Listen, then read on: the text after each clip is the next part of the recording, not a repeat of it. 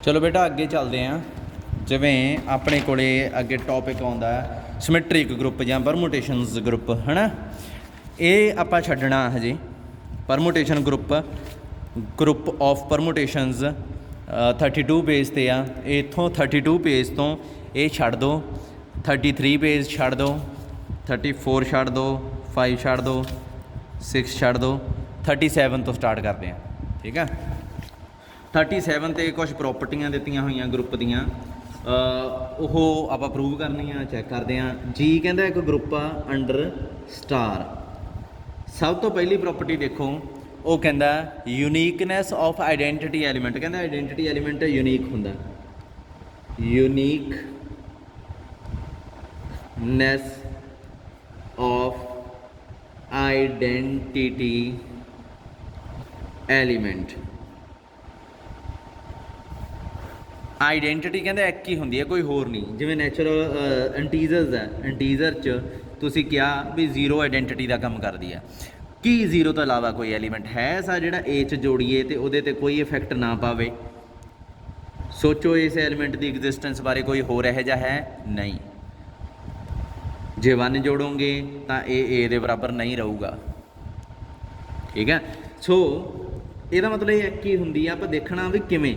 ਦੇਖੋ मान लो let if possible E1 and E2 be two identities of G। ਆਪਾਂ ਦੋ ਆਈਡੈਂਟੀਟੀਆਂ ਮੰਨ ਲਈਆਂ। ਹੁਣ ਦੇਖੋ ਆਈਡੈਂਟਿਟੀ ਵੀ ਤਾਂ ਐਲੀਮੈਂਟ ਹੀ ਹੁੰਦੀ ਹੈ, therefore E1 and E2 are also elements।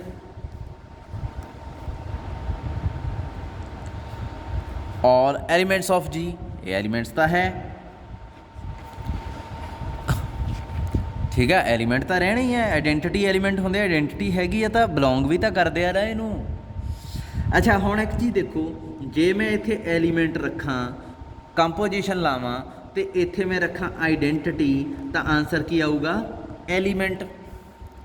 हुण एक चीज़ बहुत ध्यान नाल देखो, इत्थे क्योंकि E1 एक एलीमेंट आ, E2 भी एक एलीमेंट आ, इन्हां दोहां च कोई भी एलीमेंट मैं इत्थे रख सकदा। आइडेंटिटी दोवें ही आइडेंटिटियां, सो मैं आइडेंटिटी की जगह इनू रख लिया। तुहाडी मर्जी है, जो मर्जी रखो। हुण आइडेंटिटी ए वाली एलीमेंट ते कोई इफैक्ट नहीं पाऊगी, आंसर की आऊगा? एलीमेंट।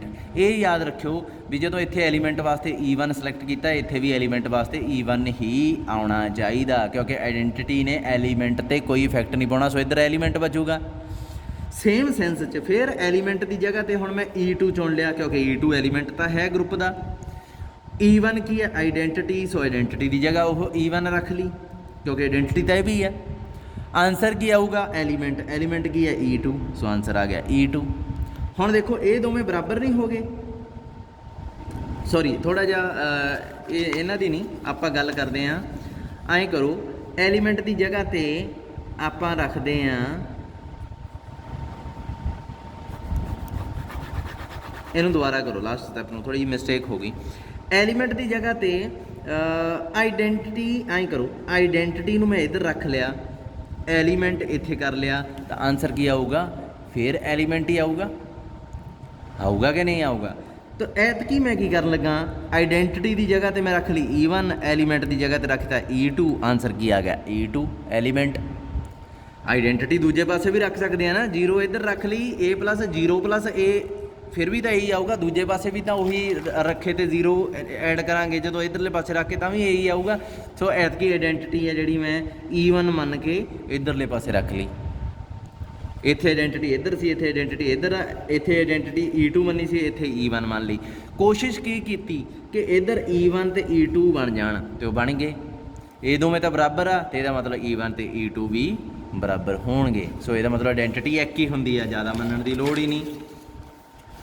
इनवर्स की गल करिए हुण, यूनीक इनवर्स भी एक ही होंदा। दो का उल्टा की होगा? हमेशा 1/2 ही होगा। ये नहीं भी एक बार 1/2 तो अगली बार 1/3 हो जाए, इदा नहीं होंदा हुंदा। तो इत्थे की है, द इनवर्स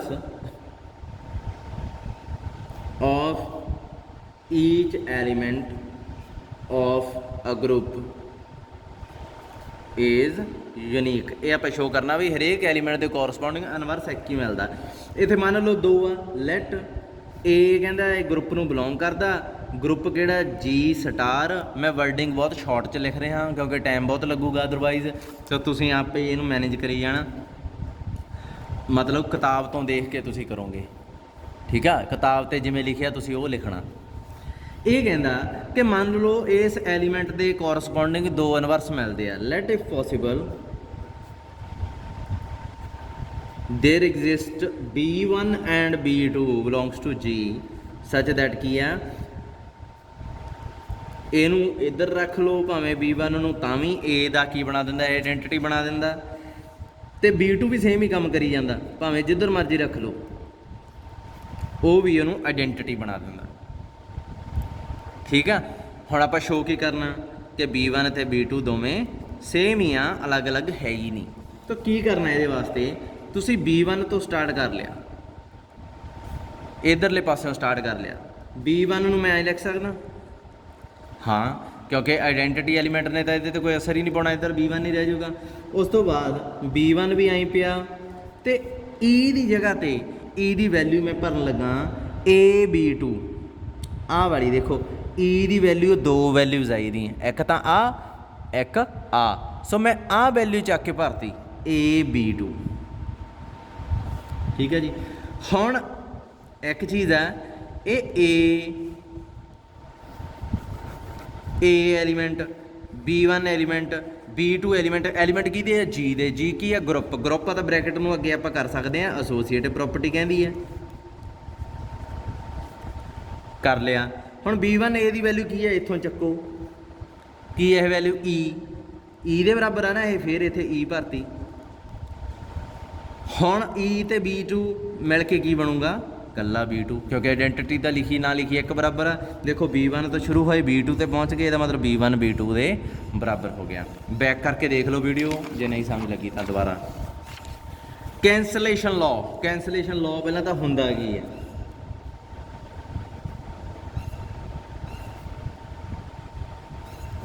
कैंसलेशन लॉ जदों भी तुहाडे कोले किते 3 दूनी 6 ते 3 इत्थे लिख लिया तुसीं ए, तुसीं इत्थे की करदे हो, अगले स्टैप 'च तुसीं कह दिंदे हो सर 3 नाल 3 चक दो, ए दी वैल्यू की आ गई 2।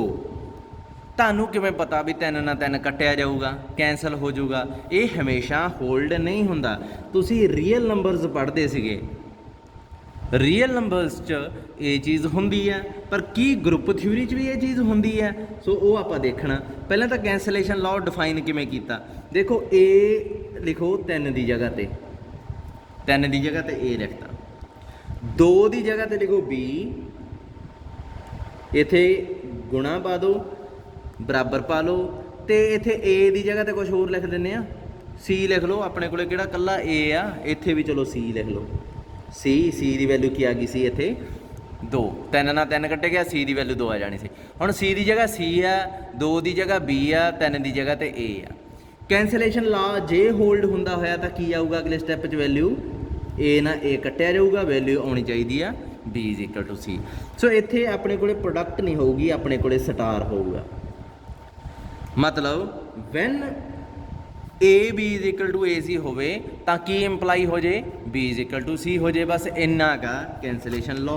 इनू कहते हैं लैफ्ट कैंसलेशन लॉ, क्योंकि लैफ्ट कैंसलेशन लॉ, क्योंकि लैफ्ट साइड तो ए पई आ, उन्होंने आप कटता, राइट साइड वाला किहो जिहा होऊ? फिर देखो B star A C star A बराबर पे होणगे, जदों जदों ये बराबर होणगे ए ना ए कट के B is equal to C रह जाऊगा, इनू कह देंगे राइट कैंसलेशन लॉ, ठीक है। जदों दोवें लैफ्ट ते राइट होल्ड कर लग जान, आप कह दें कैंसलेशन लॉ होल्ड हो गया, ठीक है, दोवें होल्ड हो लग जान। अच्छा, आप शो करना भी इन्हें group cancellation law hold in G in a group cancellation laws holds, cancellation laws hold होंदे आ ग्रुप च। दैन हम किमें करिए, let A B C belongs to G। ये 3 एलीमेंट आ गए। सब तो पहले आप A स्टार B ते अच्छा एक चीज़ जरूर होंगी है कैंसलेशन लॉ च नहीं ठीक है ठीक है हाँ ठीक है A स्टार C आप लिख के रख लिया 3 एलीमेंट ग्रुप दे प्रूव की करना to prove B is equal to C ये चीज़ प्रूव करनी है किमें करिए देखो A बिलोंग करता G नू A इनवर्स देर एग्जिस्ट अपने को A इनवर्स होगा G ची सच दैट की करूँगा जदों भी उन्होंने A नाल लगाया जाऊगा तो आंसर क्या आऊगा आइडेंटिटी ठीक है जी। अच्छा हुण जदों अपने को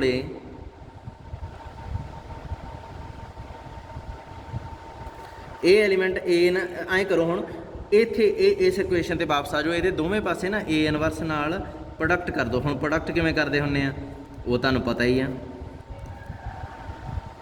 प्रोडक्ट किवें करदे हुंदे आ आई करदे हुंदे आ पर इत्थे भी स्टार ही लाउणा प्रोडक्ट मतलब product in star star product जो भी डिफाइन की हुई है। अगले स्टैप च ए इनवर्स तो ए नूं इकट्ठा कर दो बी नूं उधर ले जाओ कर सकते हैं आप हाँ क्यों क्योंकि एसोसीएटिव प्रॉपर्टी होल्ड होंगी है। हुण समझ लगी एसोसीएटिव प्रॉपर्टी कितनी जरूरी सी। हुण ए तो ए इनवर्स जो इकट्ठे होंगे तो की बनता आइडेंटिटी ए इनवर्स तो ए इकट्ठे होंगे की बनता आइडेंटिटी आइडेंटिटी ने तो कोई असर ही नहीं पाना इधर रह जूगा बी इधर भी की रह जूगा सी देखो बी तो सी इकट्ठे हो गए इधर A B is equal to A C बनया सी उतों की बना पता आप B is equal to C prove करता इसका मतलब लैफ्ट कैंसलेशन ला होल्ड हो गया। सिमिलरली हुण राइट तुसीं किवें करोगे देखो तुसीं आए लिख लेना लिख लिया ए इनवर्स हुण इधर अप्लाई कर देना दूजे पासे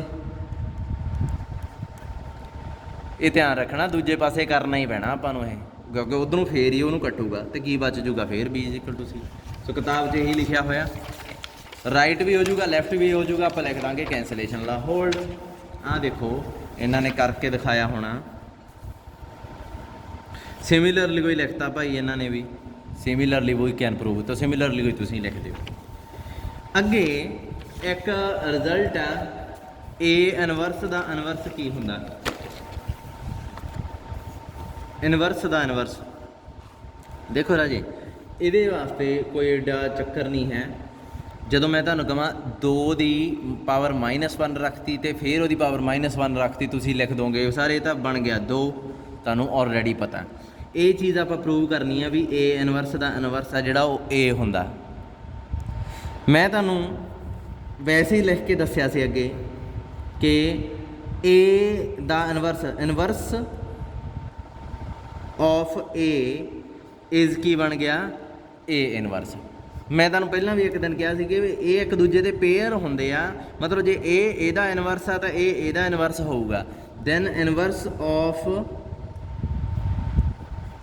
ए इनवर्स की होऊगा इज़ ए तो अपन पता ही है जब राजे जो ए का इनवर्स यह आ 2 का रेसिप्रोकल 1/2 आ तो 1/2 का रेसिप्रोकल की होऊगा 2 है ना तो वही चीज़ है इत्थे ए का इनवर्स की है ए इनवर्स तो ए इनवर्स का इनवर्स की होऊगा A inverse of A inverse इत्थे ब्रैकेट लिख देने की दा ए इनवर्स का समझे की बन गया वो ए गल खत्म हो गई। इनवर्स ऑफ एक्स जो आप लिखते हैं इज़ मान लो इतने लिखते हैं इनवर्स ऑफ एक्स इज़ 3 तो इनू किमें लिखांगे इनवर्स ऑफ की दा इनवर्स एक्स इज़ 3 उस चीज़ को फॉलो करके लिखिया आप इतने इनवर्स ऑफ इतने इनवर्स उपर पहला लिखता की दा ए इनवर्स का उन्होंने विच लिखता की बनया वो ए प्रूव हो गया। रिवर्सल लॉ एक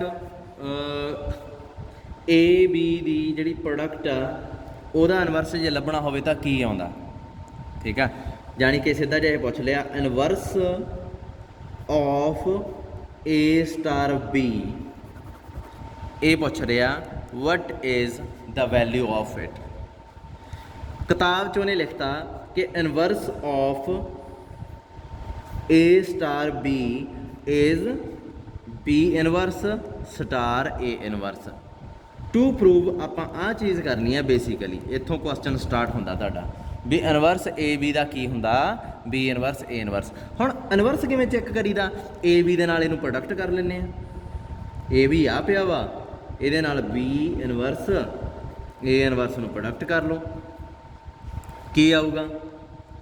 ਸਭ ਤੋਂ ਪਹਿਲਾਂ ਆਪਾਂ ਨੂੰ ਕੁਝ ਮੰਨਣਾ ਪੈਣਾ, ਆਪਾਂ ਮੰਨ ਲੈਂਦੇ ਆ, ਇਹਨੂੰ ਛੱਡੋ, ਸੋਲਿਊਸ਼ਨ ਇੱਥੋਂ ਸਟਾਰਟ ਕਰਦੇ ਹਾਂ। Let A star B is equal to C, ਕੁਛ ਤਾਂ ਆਊਗੀ ਨਾ ਵੈਲਿਊ ਇਹਦੀ, ਇਹਨੂੰ ਮੈਂ ਸੀ ਮੰਨ ਲਿਆ, ਠੀਕ ਹੈ। ਹੁਣ ਮੈਂ ਸੀ ਦਾ ਪ੍ਰੂਵ ਕਰਨ ਵਾਲਾ ਕੀ ਰਹਿ ਗਿਆ, we have to prove inverse of C is B star is sorry B inverse star A inverse. ਦੇਖੋ ਏ ਬੀ ਨੂੰ ਮੈਂ ਕੀ ਮੰਨ ਲਿਆ ਸੀ, ਹੁਣ ਆਪਾਂ ਕੀ ਸ਼ੋ ਕਰਨਾ, inverse of C is this. ਹੁਣ ਸੀ ਦਾ ਇਨਵਰਸ ਚੈੱਕ ਕਰਨਾ, ਇਹਦਾ ਨਾਮ ਵੀ ਰੱਖ ਲੈਂਦੇ ਆਪਾਂ, ਇਹਦਾ ਨਾਮ ਕੁਛ ਰੱਖ ਲਓ ਡੀ। ਹੁਣ ਕੀ ਪ੍ਰੂਵ ਕਰਨ ਵਾਲਾ ਬਣ ਗਿਆ, therefore we have to prove inverse of C is D. ਆਪਣਾ ਇਹਦਾ ਨਾਮ ਮੈਂ ਸੀ ਰੱਖਤਾ, ਇਹਦਾ ਨਾਮ ਮੈਂ ਡੀ ਰੱਖਤਾ, ਪ੍ਰੂਵ ਕੀ ਕਰਨਾ, inverse of C is D, ਇਹ ਚੀਜ਼ ਪ੍ਰੂਵ ਕਰਨੀ ਹੈ। ਹੁਣ ਕਿਵੇਂ ਪ੍ਰੂਵ ਹੋਊਗੀ ਇਹ, ਤੁਸੀਂ ਕਿਤਾਬ ਤੋਂ ਦੇਖ ਕੇ ਹੀ ਕਰਨਾ ਇਹ। ਰਾਜੇ ਮੈਂ ਸੀ ਸਟਾਰ ਡੀ ਤੇ ਆਪਰੇਸ਼ਨ ਲਾ ਲਿਆ, ਮੈਂ ਦੇਖਣਾ ਵੀ ਇਹ ਆਇਡੈਂਟੀਟੀ ਬਣਦਾ ਕਿ ਨਹੀਂ ਬਣਦਾ। ਸੀ ਕੀ ਹੈ, ਸੀ ਨੂੰ ਏ ਸਟਾਰ ਬੀ ਲਿਖ ਲਿਆ, ਡੀ ਨੂੰ ਡੀ ਰਹਿਣ ਦਿਓ।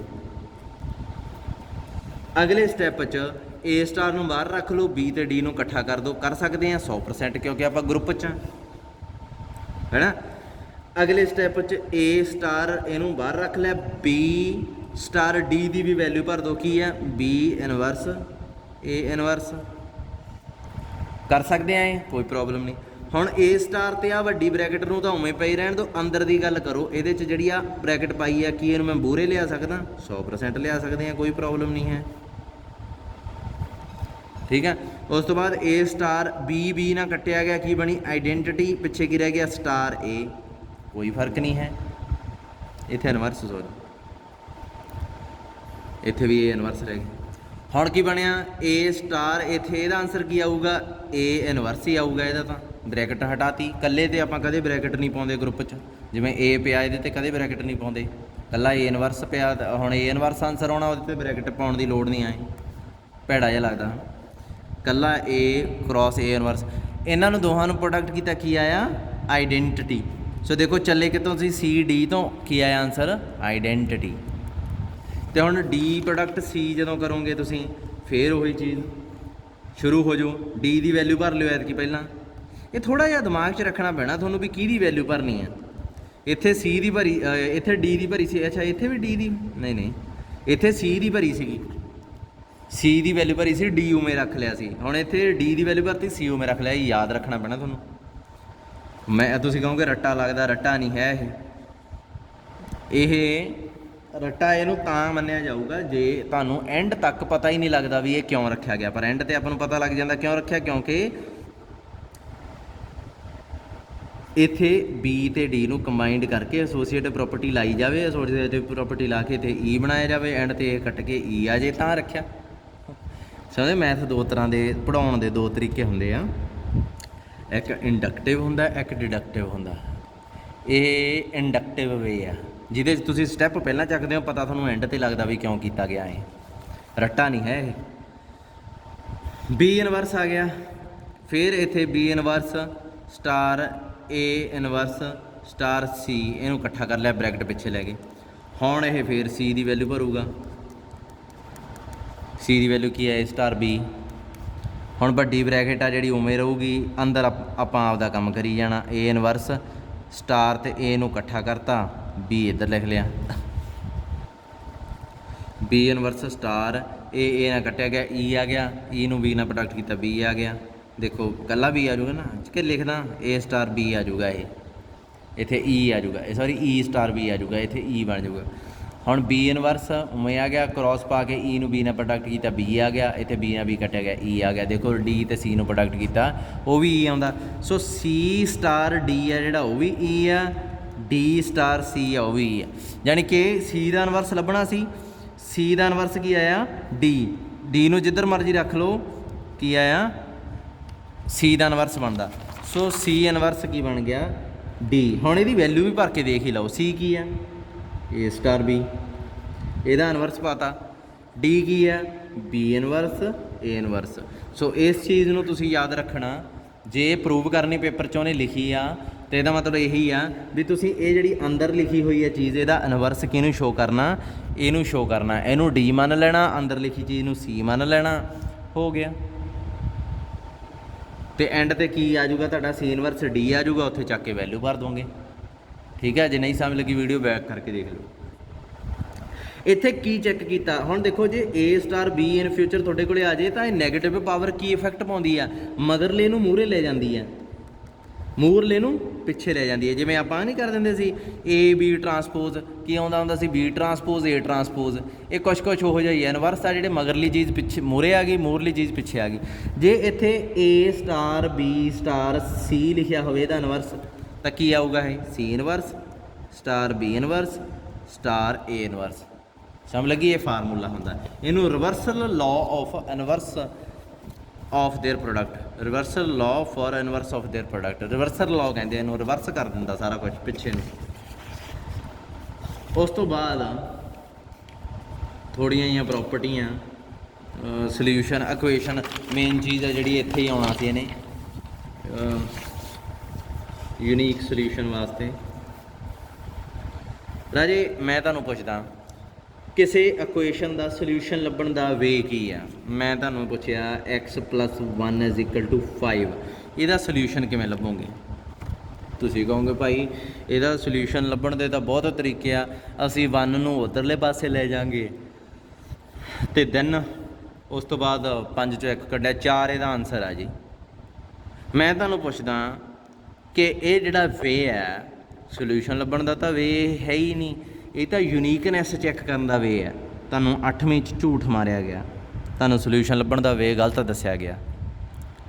ਸੋਲਿਊਸ਼ਨ ਲੱਭਣ ਦਾ ਵੇ ਇੱਕ ਹੀ ਹੁੰਦਾ, ਭਾਵੇਂ ਕੋਈ ਵੀ ਇਕੁਏਸ਼ਨ ਹੋਵੇ, ਚਾਹੇ ਡਿਫਰੈਂਸ਼ੀਅਲ ਇਕੁਏਸ਼ਨ ਹੋਵੇ ਉਹਦੇ 'ਚ ਕਿੰਨੇ ਮੈਥਡ ਕੀਤੇ ਆ ਉਹ ਵੀ ਗਲਤ ਸੀ, ਭਾਵੇਂ ਲੀਨੀਅਰ ਇਕੁਏਸ਼ਨ ਹੋਵੇ ਜਿਹੇ ਜਿਹੀ ਮੈਂ ਲਿਖੀ ਬੈਠਾ ਇਹੋ ਜਿਹੀ, ਉਹਦਾ ਸੋਲਿਊਸ਼ਨ ਲੱਭਣ ਦਾ ਵੀ ਇੱਕ ਹੀ ਤਰੀਕਾ ਹੁੰਦਾ। ਦੈਨ ਪੋਲੀਨੋਮੀਅਲ ਦੇ ਸੋਲਿਊਸ਼ਨ ਲੱਭਣ ਦਾ ਉਹ ਵੀ ਇੱਕ ਹੀ ਤਰੀਕਾ ਹੁੰਦਾ। ਈਵਨ ਇੰਟੈਗਰਲ ਇਕੁਏਸ਼ਨ ਦਾ ਸੋਲਿਊਸ਼ਨ ਲੱਭਣ ਦਾ ਵੀ ਇੱਕ ਹੀ ਤਰੀਕਾ ਹੁੰਦਾ। ਜਿਹੜੇ ਤਰੀਕੇ ਤੁਸੀਂ ਪੜ੍ਹੇ ਆ ਅਲੱਗ-ਅਲੱਗ ਤਰੀਕੇ, ਉਹ ਯੂਨੀਕਨੈਸ ਚੈੱਕ ਕਰਨ ਵਾਸਤੇ ਹੁੰਦੇ ਸੀ, ਉਹ ਇਹ ਦੇਖਣ ਵਾਸਤੇ ਹੁੰਦੇ ਸੀ ਵੀ ਇਹੋ ਜਿਹੇ ਕਿੰਨੇ ਹੋਰ ਸੋਲਿਊਸ਼ਨ ਆਉਣਗੇ। ਦੇਖੋ ਮੈਂ ਸੋਲਿਊਸ਼ਨ ਲੱਭਣ ਦਾ ਤਰੀਕਾ ਕੀ ਮੰਨ ਰਿਹਾ। ਦੇਖੋ ਇਹਦੇ 'ਚ ਮੈਂ x ਦੀ ਵੈਲਿਊ ਪਹਿਲਾਂ 0 ਪੁੱਟ ਕਰੂੰਗਾ, ਕੀ ਆਉਂਦਾ answer 0 + 1 = 5। Not satisfied, reject it. फिर मैं x -1 भरूँगा, -1 भरिया की बन जूगा है 0 = 5, रिजेक्ट इट। x की वैल्यू फिर मैं 1 भरूँगा, की आया 2 = 5, फिर सेव सैटिस्फाई नहीं किया, रिजेक्ट इट। पुट करो, फिर -2 ते आ जाऊँगा, 2 ते आ जाऊँगा, 3 ते आ जाऊँगा। जदों मैं 4 भरिया ये सैटिस्फाई कर गया, then x = 4 is solution.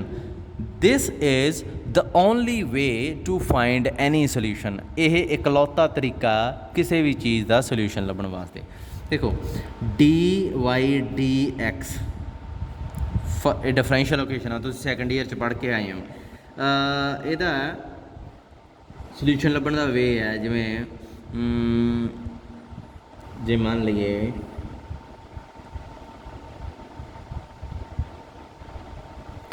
d² y dx² + y = 0। ਇਹਦੇ ਕਿੰਨੇ ਸੋਲਿਊਸ਼ਨ ਆਉਣਗੇ? ਕਿੰਨੇ ਨਹੀਂ, ਇਹਦੇ ਕਿਹੜੇ ਸੋਲਿਊਸ਼ਨ ਆ। ਮੈਂ ਕਹੂੰਗਾ ਪਹਿਲਾਂ ਭਾਈ sin x ਭਰੋ y ਦੀ ਵੈਲਿਊ। ਇੱਥੇ ਡਬਲ ਡੈਰੀਵੇਟਿਵ ਕੀਤਾ ਤਾਂ ਸਾਈਨ ਚੇਂਜ ਹੋ ਜਾਂਦਾ ਹੁੰਦਾ, ਕੁਛ ਨਹੀਂ ਹੋਣਾ। ਇੱਕ ਵਾਰੀ ਕਰੋਗੇ cos x ਆ ਜਾਊਗਾ, ਫਿਰ -sin x ਆ ਜਾਊਗਾ। Double derivative trigonometric function sin x ਦਾ -sin x ਆ ਜਾਊਗਾ। ਇੱਥੇ y ਦੀ ਵੈਲਿਊ ਭਰੀ sin x, ਠੀਕ ਆ, ਜਾਣੀ ਕਿ ਇਹਨੂੰ ਸੈਟੀਸਫਾਈ ਕਰ ਗਿਆ। ਇਹ ਦੂਜੇ ਪਾਸੇ 0 ਬਣ ਗਿਆ, 0 = 0, sin x ਇਹਦਾ ਸੋਲਿਊਸ਼ਨ ਹੈ। ਫਿਰ cos x ਭਰੋ y ਦੀ ਵੈਲਿਊ। ਚਲੋ ਐਤਕੀ ਭਰ ਕੇ ਵੀ ਦਿਖਾ ਦਿੰਦਾ। cos x ਭਰਤਾ ਇੱਥੇ, ਫਿਰ ਇੱਥੇ ਵੀ cos x ਭਰਤਾ। ਰਾਜੇ ਇਹ cos x ਦਾ ਆਨਸਰ ਡਬਲ ਡੈਰੀਵੇਟਿਵ ਕਰੋਗੇ ਤਾਂ -cos x ਆ ਜਾਊਗਾ, ਫਿਰ ਇੱਥੇ +cos x ਵੀ ਪਿਆ, ਦੂਜੇ ਪਾਸੇ ਕੀ ਬਣ ਗਈ 0। ਦੇਖੋ ਪੂਰੀ ਤਰ੍ਹਾਂ ਸੈਟੀਸਫਾਈ ਕਰ ਗਿਆ। ਦੋ ਸੋਲਿਊਸ਼ਨ ਤੋਂ ਇਲਾਵਾ ਕੀ ਕੋਈ ਹੋਰ ਸੋਲਿਊਸ਼ਨ ਹੈਗਾ? That is your question. ਹੁਣ ਸੈਕੰਡ ਈਅਰ ਦੀ ਡਿਫਰੈਂਸ਼ੀਅਲ ਇਕੁਏਸ਼ਨ ਸ਼ੁਰੂ ਹੁੰਦੀ ਆ ਵੀ ਇਹ ਤਾਂ ਦੋ ਲੱਭ ਲਏ, ਇਹ ਜੇ ਹੋਰ ਕਿੰਨੇ ਆ ਉਹਨਾਂ ਦਾ ਤਰੀਕਾ ਆਪਾਂ ਨੂੰ ਸਿਖਾਇਆ ਗਿਆ। ਇੱਦਾਂ ਹੀ ਇੰਟੈਗਰਲ ਇਕੁਏਸ਼ਨ ਆ ਜਾਂਦੀ ਹੁੰਦੀ ਹੈ, ਉਹ ਤੁਸੀਂ ਹਜੇ ਪੜ੍ਹੀ ਨਹੀਂ ਹੈ। 0 ਤੋਂ 1 ਮੰਨ ਲਓ, ਇੱਥੇ dx ਲਿਖ ਲਈ, ਇੱਥੇ 1 ਲਿਖ ਲਿਆ, ਇੱਥੇ ਤੁਸੀਂ ਲਿਖੋਗੇ 2x, ਇੱਥੇ ਲਿਖੋਗੇ y ਲਿਖ ਲਿਆ। ਮੈਂ ਤੁਹਾਨੂੰ ਪੁੱਛਦਾ y ਦੀ ਜਗ੍ਹਾ 'ਤੇ ਕਿਹੜੇ ਫੰਕਸ਼ਨ ਮੈਂ ਰੱਖ ਸਕਦਾ? ਤੁਸੀਂ ਪਹਿਲਾਂ ਰੱਖਿਆ y x² ਰੱਖ ਲਿਆ, ਮੰਨ ਲਓ ਉਹੀ ਚਾਅ ਚੜਿਆ ਸੀ ਤੁਹਾਨੂੰ ਰੱਖਣ ਦਾ, ਤੁਸੀਂ ਰੱਖ ਲਿਆ x² dx = 1। ਸੋਲਵ ਕੀਤਾ, ਇਹ ਬਣ ਗਿਆ x³/3 0 to 1 = 1। ਫਿਰ ਕੀ ਇਹ ਬਣ ਜਾਊਗਾ 1/3 = 1? ਨਾ, ਇਹਦਾ ਗਲਤ ਰੱਖ ਲਿਆ। ਫਿਰ ਅਗਲੇ ਸਟੈਪ 'ਚ ਤੁਸੀਂ ਰੱਖਿਆ y = 2x। ਜਦੋਂ ਇੱਥੇ ਰੱਖਿਆ 0 to 1 2x dx = 1, ਇਹ ਆ ਗਿਆ x²। 0 ਤੋਂ 1 ਦੂਜੇ ਪਾਸੇ 1 ਆ, ਇੱਧਰ ਕੀ ਬਣ ਜਾਊਗਾ 1 - 0, ਦੂਜੇ ਪਾਸੇ 1 ਆ, ਇਹ ਆਣ ਗਿਆ 1 1। ਸੈਟਿਸਫਾਈ ਕਰ ਗਿਆ। ਸੋ y 2x = 2x is the solution. ਜਿਵੇਂ y = sin x ਇੱਥੇ ਸੋਲਿਊਸ਼ਨ ਸੀਗਾ। ਸੋਲਿਊਸ਼ਨ ਲੱਭਣ ਦਾ ਇੱਕ ਹੀ ਤਰੀਕਾ, ਪਰ ਇਹ ਜੇ ਕਿੰਨੇ ਹੋਰ ਆ ਉਹ ਨਹੀਂ ਪਤਾ ਲੱਗਦੇ। ਹੁਣ ਜਿਵੇਂ ਮੈਂ ਇੱਥੇ 4 ਭਰ ਕੇ ਹਟ ਗਿਆ, ਤੇ ਜਿਹੜਾ ਮੇਰਾ ਨਾਲ ਦਾ ਉਹ ਕਹਿੰਦਾ ਕਾਕਾ 5 ਵੀ ਭਰ ਕੇ ਦੇਖ। ਮੈਂ ਕਿਹਾ ਉਹ ਵੀ ਨਹੀਂ ਸੈਟਿਸਫਾਈ ਕੀਤਾ। 5 + 1 6 ਆ ਗਿਆ, ਤਾਂ ਇਹ ਵੀ ਨਹੀਂ। ਫਿਰ ਮੈਂ ਕਿਹਾ 6 ਭਰ ਕੇ ਦੇਖ। ਤੁਸੀਂ ਕਹੋਗੇ ਸਰ ਅਸੀਂ ਹਟਣਾ ਵੀ ਆ, ਅਸੀਂ ਐਂ ਤਾਂ ਕਰੋੜ ਤੇ ਲੈ ਜਾਓਗੇ ਤੁਸੀਂ। ਮੈਂ ਕਹੂੰਗਾ ਮੈਨੂੰ ਨਹੀਂ ਪਤਾ ਬਈ, ਮੈਂ ਤਾਂ ਇੱਕ ਲੱਭਤਾ, ਦੂਸਰਾ ਤੁਸੀਂ ਲੱਭੋ। ਹੁਣ ਤੁਸੀਂ ਕਿਵੇਂ ਸ਼ੋਅ ਕਰੋਗੇ ਵੀ ਭਾਈ ਇਹਦੇ ਕੋਲੇ ਤਾਂ ਸੋਲਿਊਸ਼ਨ ਹੀ ਇੱਕ ਸੀ? ਕਿਵੇਂ ਸ਼ੋਅ ਕਰੋਗੇ? ਇਹ ਤਰੀਕਾ 8ਵੀਂ 'ਚ ਆਇਆ। ਫਿਰ ਉਹਨਾਂ ਨੇ ਤੁਹਾਨੂੰ ਦੱਸਿਆ ਕਿ ਇਹ ਇਸ ਵੇ ਨਾਲ ਕਰੋ। ਸਭ ਤੋਂ ਪਹਿਲਾਂ ਇੱਥੇ ਦੋਵੇਂ ਪਾਸੇ -1 ਜੋੜੋ। -1 ਕੀ ਆ? ਇਨਵਰਸ ਆਫ ਐਡੀਟਿਵ ਇਨਵਰਸ ਆਫ 1 ਕੀ ਆ? -1 -1 ਦੋਵੇਂ ਪਾਸੇ ਜੋੜੋ।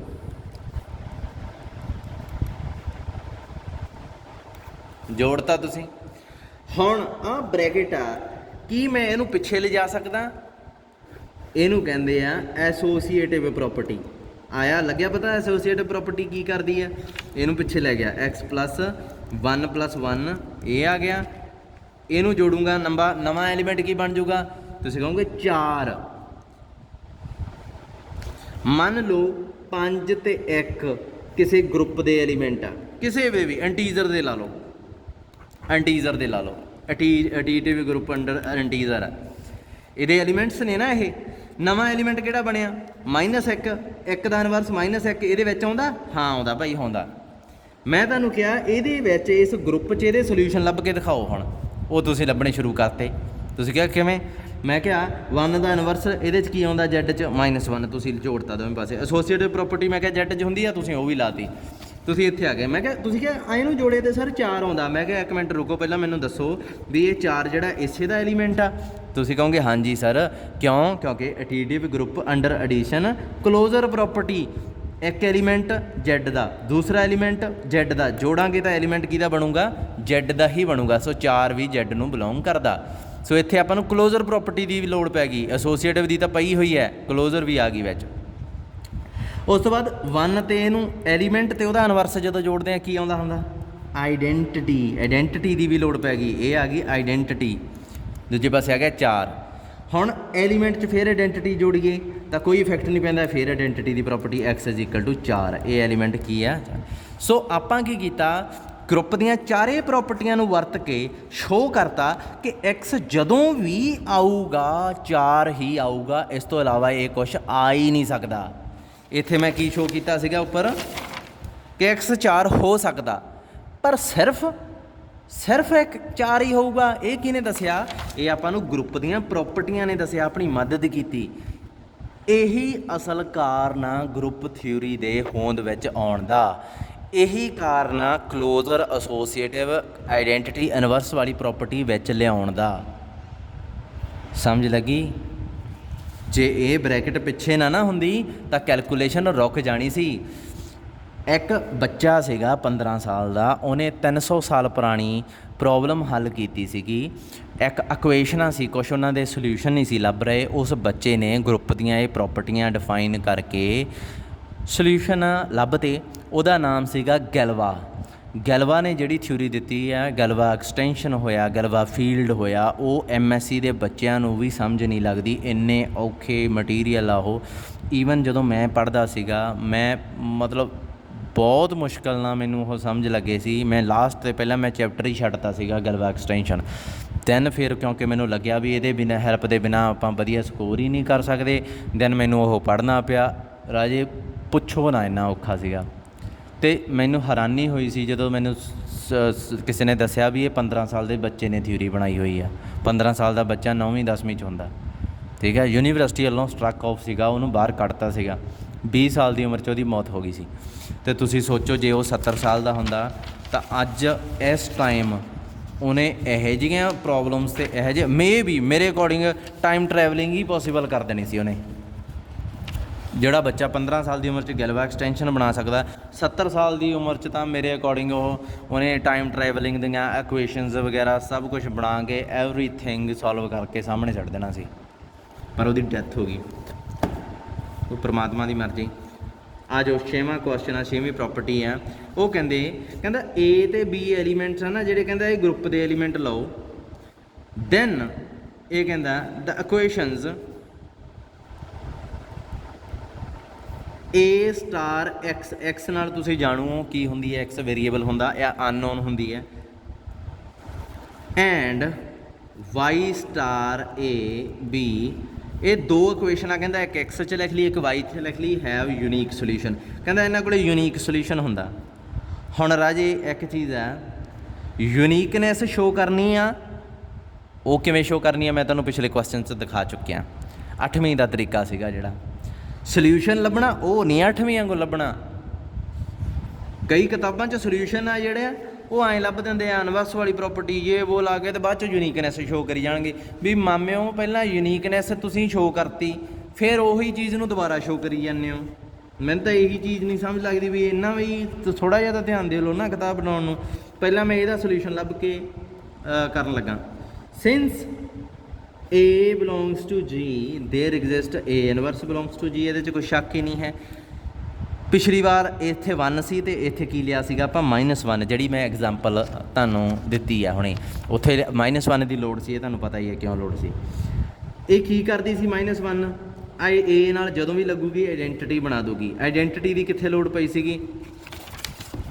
ਹਾਂ ਪਈ x + 0, ਇੱਥੇ ਆਈਡੈਂਟੀਟੀ ਦੀ ਲੋੜ ਸੀ। ਇਹ ਵੀ ਆਪਾਂ ਨੂੰ ਪਤਾ ਹੀ ਆ ਹੈ ਨਾ, ਇਹਦੀ ਵੀ ਲੋੜ ਪੈਣੀ ਹੈ, ਸੋ ਉਹ ਵੀ ਵਿੱਚ ਹੀ ਆ ਗਈ। ਹੁਣ ਤੁਸੀਂ ਕੀ ਕਰੋ, ਇੱਕ ਚੀਜ਼ ਦੇਖੋ, A ਇਨਵਰਸ ਅਤੇ B, ਇਹ ਐਲੀਮੈਂਟ ਕਿਹਦੇ ਆ? ਦੇਖੋ A ਇਨਵਰਸ ਕਿਹਦਾ? G ਦਾ। B ਐਲੀਮੈਂਟ ਉੱਪਰ ਹੀ ਆਪਾਂ ਲਿਖਤਾ ਕਿਹਦਾ? ਇਹ G the. So A inverse B ਦੋਵੇਂ ਐਲੀਮੈਂਟ G ਦੇ ਆ। ਕਲੋਜ਼ਰ ਪ੍ਰੋਪਰਟੀ ਕੀ ਕਹਿੰਦੀ ਹੈ ਵੀ ਇਹ ਐਲੀਮੈਂਟ ਆ ਜਿਹੜਾ, ਇਹ ਨਵਾਂ ਐਲੀਮੈਂਟ B G ਦਾ ਹੀ ਬਣੂਗਾ। ਹੁਣ ਇਹਨੂੰ ਲਓ, ਟੇਕ x = A ਇਨਵਰਸ B। ਜਿਵੇਂ ਮੈਂ ਉੱਥੇ x = 4 ਮੰਨ ਲਿਆ ਸੀਗਾ, ਮੰਨਣ ਤੱਕ ਵੀ ਮੈਨੂੰ ਪਤਾ ਨਹੀਂ ਸੀ ਵੀ ਇਹ ਸੋਲਿਊਸ਼ਨ ਬਣੂਗਾ ਕਿ ਨਹੀਂ। ਮੈਂ ਇਹ ਪੁੱਟ ਕੀਤਾ, ਫਿਰ ਇਹ ਕੀਤਾ, ਮੰਨਣ ਤੱਕ ਮੈਨੂੰ ਪਤਾ ਨਹੀਂ ਸੀ ਵੀ ਇਹ ਸੋਲਿਊਸ਼ਨ ਆ ਕਿ ਨਹੀਂ। ਪਰ ਜਦੋਂ ਪੁੱਟ ਕੀਤਾ ਉਹ ਸੈਟਿਸਫਾਈ ਕਰ ਗਿਆ। ਸੋ ਇਹਨਾਂ ਨੇ ਵੀ ਮੰਨ ਲਿਆ, ਪਰ ਹਜੇ ਇਹਨਾਂ ਨੂੰ ਪਤਾ ਨਹੀਂ। ਕਿਵੇਂ ਪਤਾ ਲੱਗੂਗਾ? ਪੁੱਟ ਕਰਕੇ ਦੇਖਾਂਗੇ। ਪੁੱਟ ਕਰਤਾ x ਦੀ ਜਗ੍ਹਾ 'ਤੇ, ਐਸੋਸੀਏਟ ਪ੍ਰੋਪਰਟੀ ਦੀ ਲੋੜ ਪੈ ਗਈ, ਫਿਰ A ਇਨਵਰਸ B, A ਨਾਲ ਇਹ ਕੱਟਿਆ ਗਿਆ, ਠੀਕ ਹੈ। ਆਈਡੈਂਟੀਟੀ ਬਚ ਗਈ, ਕੀ ਆ ਗਿਆ? B। E ਨਾਲ B ਨੂੰ ਪ੍ਰੋਡਕਟ ਕੀਤਾ, B ਬਚੂਗਾ। ਸੋ A ਸਟਾਰ X ਆ ਜਿਹੜਾ ਨਾ, ਇਹ B ਦੇ ਬਰਾਬਰ ਆ ਗਿਆ। ਸੋ X ਸੈਟਿਸਫਾਈ ਕਰ ਗਿਆ ਇਹਨੂੰ, ਇਕੁਏਸ਼ਨ ਨੂੰ ਦੇਖੋ। ਸੋ X is the solution. X A inverse B is the solution of which equation? A star x = B, ਇਹਦਾ ਸੋਲਿਊਸ਼ਨ ਹੈ। ਸਿੱਧੀ ਜੀ ਗੱਲ। ਹੁਣ ਯੂਨੀਕਨੈਸ ਤੇ ਆਉਣਾ, ਇਸੇ ਕਰਕੇ ਮੈਂ ਇਹ ਕਿਤਾਬ ਲਵਾਈ ਹੈ। ਇਹਦੇ 'ਚ ਸਹੀ ਕੀਤਾ ਹੋਇਆ, ਮੈਨੂੰ ਉਮੀਦ ਨਹੀਂ ਸੀਗੀ ਵੈਸੇ, ਪਰ ਕੀਤਾ ਸਹੀ ਹੈ ਨਾ। ਚਲੋ ਲੈਟ ਮੰਨ ਲਓ ਦੋ ਸੋਲਿਊਸ਼ਨ ਹੈ, x1 and x2 R 2 solution. ਅੱਛਾ, ਇਹਨੇ ਥੋੜ੍ਹਾ ਜਿਹਾ ਹੋਰ ਤਰੀਕੇ ਨਾਲ ਕਰਤਾ, ਵੈਸੇ ਕਰ ਇਹ ਉਵੇਂ ਵੀ ਸਕਦੇ ਸੀ, ਪਰ ਐਂ ਕਰ ਲਿਆ, ਚਲੋ ਕੋਈ ਨਾ। 2 ਸੋਲਿਊਸ਼ਨਸ, ਦੋਵੇਂ ਇਕੁਏਸ਼ਨ 'ਚ ਪੁੱਟ ਕੀਤੇ ਤਾਂ ਸੈਟਿਸਫਾਈ ਹੋਊਗਾ।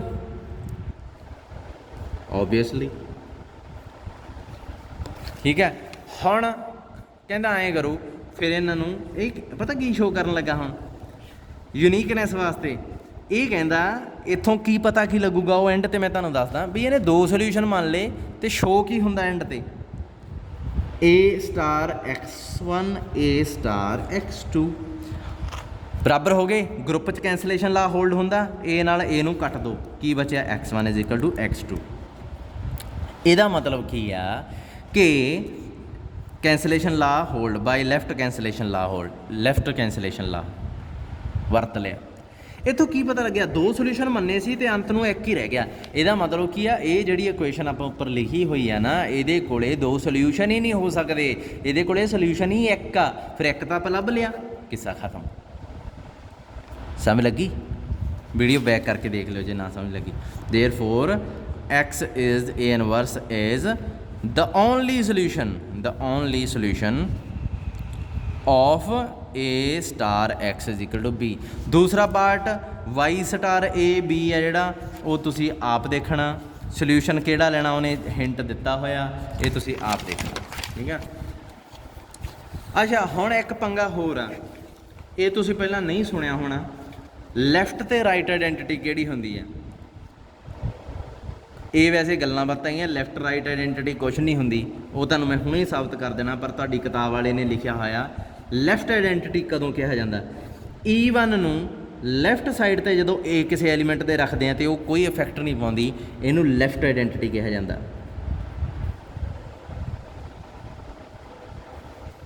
ठीक है, राइट आइडेंटिटी किहनूं कहा जाता, जदों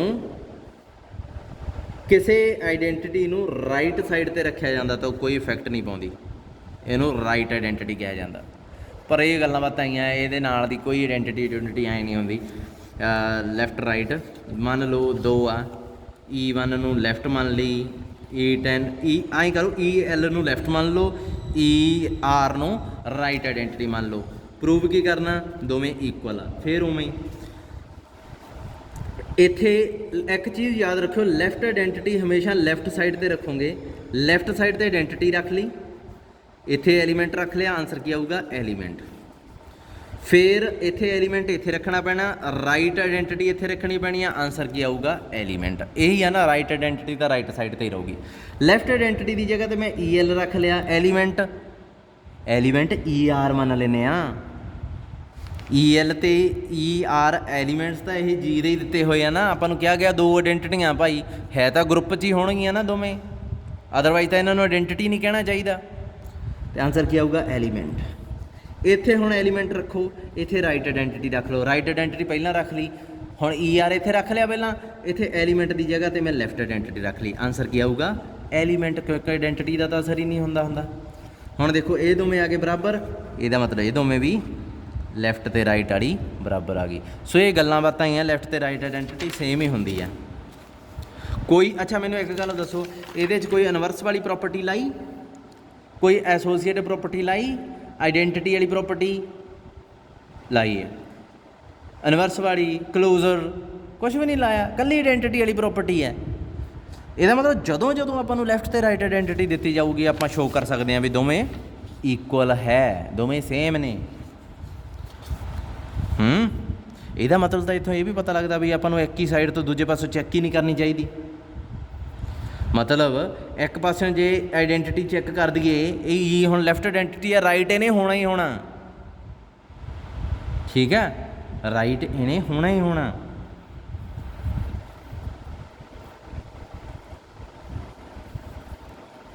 चलो इनवर्स की गल है, ये लैफ्ट तो राइट इनवर्स आ गया, ये एक बार मैं तुहाडे ते छड्डण लगा, लैफ्ट तो राइट इनवर्स वाला वो सेम आ, ये कहते जी सेम ही होंगे। ये कुछ उहो जिहा क्वेश्चन ही है जिहड़ा तुसीं कीता सी ना भी दो इनवर्स मन के दोवां नूं बराबर कीता सी, ये आप करिओ, मैं तुहाडे ते छड्डण लगा क्योंकि आपां अगे भी वधना, फिर आपां इत्थे ही रह जांगे।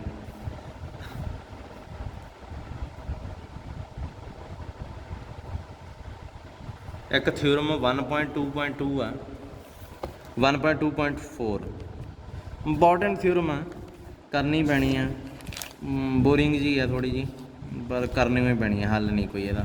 1.2.4 ਤੇ 1.2.5 ਇਹ ਦੋਵੇਂ ਥਿਊਰਮਾਂ ਇੰਪੋਰਟੈਂਟ ਆ। ਅੱਜ ਇੱਕ ਹੋ ਜੂਗੀ ਮੇਰੇ ਅਕੋਰਡਿੰਗ, ਤਾਂ ਇੱਕ ਤਾਂ ਹੋ ਜਾਣੀ ਚਾਹੀਦੀ ਆ। ਸੈਮੀ ਗਰੁੱਪ ਕੀ ਹੁੰਦਾ? ਅੱਧਾ ਗਰੁੱਪ। ਕੁੱਲ ਪ੍ਰਾਪਰਟੀਆਂ ਕਿੰਨੀਆਂ ਹੁੰਦੀਆਂ? 4, ਜਿਹਦੇ 'ਚ ਪਹਿਲੀਆਂ ਅੱਧੀਆਂ ਹੋਣ। ਇਹ ਨਹੀਂ ਵੀ ਜਿਹਦੇ 'ਚ ਅੱਧੀਆਂ ਹੋਣ, ਜਿਹਦੇ 'ਚ ਕਲੋਜ਼ਰ ਤੇ ਐਸੋਸੀਏਟਿਵ ਹੋਵੇ ਉਹਨੂੰ ਆਪਾਂ ਕਹਿੰਦੇ ਆ ਸੈਮੀ ਗਰੁੱਪ। ਠੀਕ ਆ। ਤੀਜੀ ਕਿਹੜੀ ਹੁੰਦੀ ਹੈ? ਆਈਡੈਂਟਿਟੀ ਵਾਲੀ। ਤੇ ਚੌਥੀ ਇਨਵਰਸ ਵਾਲੀ। ਮੰਨ ਲਓ ਇੱਕ ਗਰੁੱਪ ਆ, ਉਹਦੇ 'ਚ ਪਹਿਲੀ ਵੀ ਪ੍ਰੋਪਰਟੀ ਹੋਲਡ ਹੁੰਦੀ ਹੈ, ਦੂਜੀ ਵੀ, ਤੀਜੀ ਵੀ, ਚੌਥੀ ਵੀ। ਮੈਨੂੰ ਦੱਸੋ ਇਹ ਸੈਮੀ ਗਰੁੱਪ ਬਣੂਗਾ? ਕਾਕੇ ਇਹ ਬਣੂਗਾ। ਕਿਉਂ? ਕਿਉਂਕਿ ਇਹਦੇ 'ਚ ਪਹਿਲੀਆਂ 2 ਹੋਲਡ ਹੁੰਦੀਆਂ ਨਹੀਂ। ਤੁਸੀਂ ਕਹੋਗੇ ਸਰ ਇਹ 'ਚ ਤਾਂ ਤੀਜੀ ਚੌਥੀ ਵੀ ਹੁੰਦੀ ਹੈ। ਅਤੇ ਮੈਂ ਕਦੋਂ ਕਿਹਾ ਵੀ ਤੀਜੀ ਚੌਥੀ ਨਹੀਂ ਹੋਣੀ ਚਾਹੀਦੀ? ਮੈਂ ਇਹ ਕਿਹਾ ਵੀ ਪਹਿਲੀਆਂ 2 ਹੋਣੀਆਂ ਚਾਹੀਦੀਆਂ, ਤੀਜੀ ਚੌਥੀ ਹੋਵੇ ਨਾ ਹੋਵੇ ਫਰਕ ਨਹੀਂ ਪੈਂਦਾ।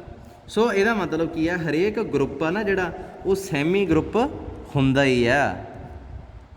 ਪਰ ਹਰੇਕ ਸੈਮੀ ਗਰੁੱਪ ਨਹੀਂ ਹੁੰਦਾ, ਕਿਉਂਕਿ ਹੋ ਸਕਦਾ ਤੀਜੀ ਪ੍ਰੋਪਰਟੀ ਹੋਲਡ ਨਾ ਹੋਵੇ, ਜਾਂ ਚੌਥੀ, ਫਿਰ ਚੌਥੀ ਵੀ ਨਹੀਂ ਹੁੰਦੀ। ਜਦੋਂ ਤੀਜੀ ਨਹੀਂ ਹੋਣੀ ਤਾਂ ਚੌਥੀ ਵੀ ਨਹੀਂ ਹੋਣੀ। ਇਹ ਸੀਕੁਐਂਸ ਹੀ ਖੜੀਆਂ ਹੁੰਦੀਆਂ।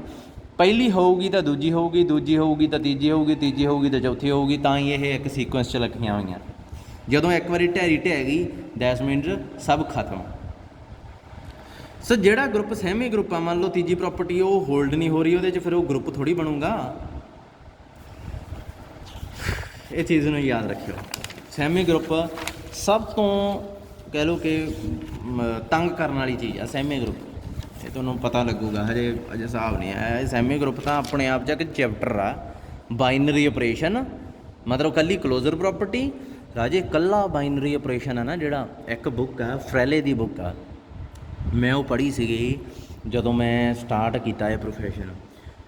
ਉਹ ਬੰਦੇ ਨੇ ਕੱਲੀ ਕਲੋਜ਼ਰ ਪ੍ਰੋਪਰਟੀ 'ਤੇ, ਸਿੰਗਲ ਕਲੋਜ਼ਰ ਪ੍ਰੋਪਰਟੀ 'ਤੇ ਪੂਰਾ ਚੈਪਟਰ ਬਣਾਤਾ। ਤੁਸੀਂ ਇਮੈਜਿਨ ਕਰ ਸਕਦੇ ਹੋ? ਇਸ ਕਿਤਾਬ 'ਚ ਇੱਕ ਡੈਫੀਨੇਸ਼ਨ ਆ, ਅਤੇ ਉਹਨੇ ਜਿੱਡਾ ਗਰੁੱਪ ਦਾ ਚੈਪਟਰ ਆ ਨਾ, ਦੇਖ ਲਓ ਕਿੱਡਾ ਚੈਪਟਰ ਆ। ਗਰੁੱਪ ਸਬ ਗਰੁੱਪ ਇਨਕਲੂਡ ਕਰ ਲਓ ਵਿੱਚ, ਘੱਟੋ ਘੱਟ 50 ਪੇਜਾਂ ਦਾ ਕੱਲਾ ਬਾਈਨਰੀ ਆਪਰੇਸ਼ਨ 'ਤੇ ਬਣਾਤਾ ਉਹਨੇ। ਉਸ ਤੋਂ ਬਾਅਦ ਅਗਲੀ ਪ੍ਰੋਪਰਟੀ। ਤੁਸੀਂ ਹਿਸਾਬ ਲਾਓ ਵੀ ਬਾਈਨਰੀ ਆਪਰੇਸ਼ਨ ਆ ਜਿਹੜਾ, ਕੱਲਾ ਬਾਈਨਰੀ ਆਪਰੇਸ਼ਨ ਹੀ, ਕੱਲੀ ਕਲੋਜ਼ਰ ਪ੍ਰੋਪਰਟੀ ਸੈੱਟ ਨਾਲ ਹੋਲਡ ਹੋ ਕੇ ਕੀ ਕੁਛ ਹੋ ਜਾਂਦਾ। ਬਹੁਤ ਵਧੀਆ ਕਿਤਾਬ ਸੀਗੀ, ਪਰ ਤੁਸੀਂ MSc ਤੋਂ ਬਾਅਦ ਹੀ ਪੜ੍ਹਿਓ ਜੇ ਪੜ੍ਹਨੀ ਹੋਈ ਤਾਂ, ਜੇ ਤੁਸੀਂ ਆਈਲੈਟਸ ਕਰਕੇ ਬਾਹਰ ਨਾ ਗਏ ਤਾਂ। ਚਲੋ ਆਜੋ। ਆ ਸੈਮੀ ਗਰੁੱਪ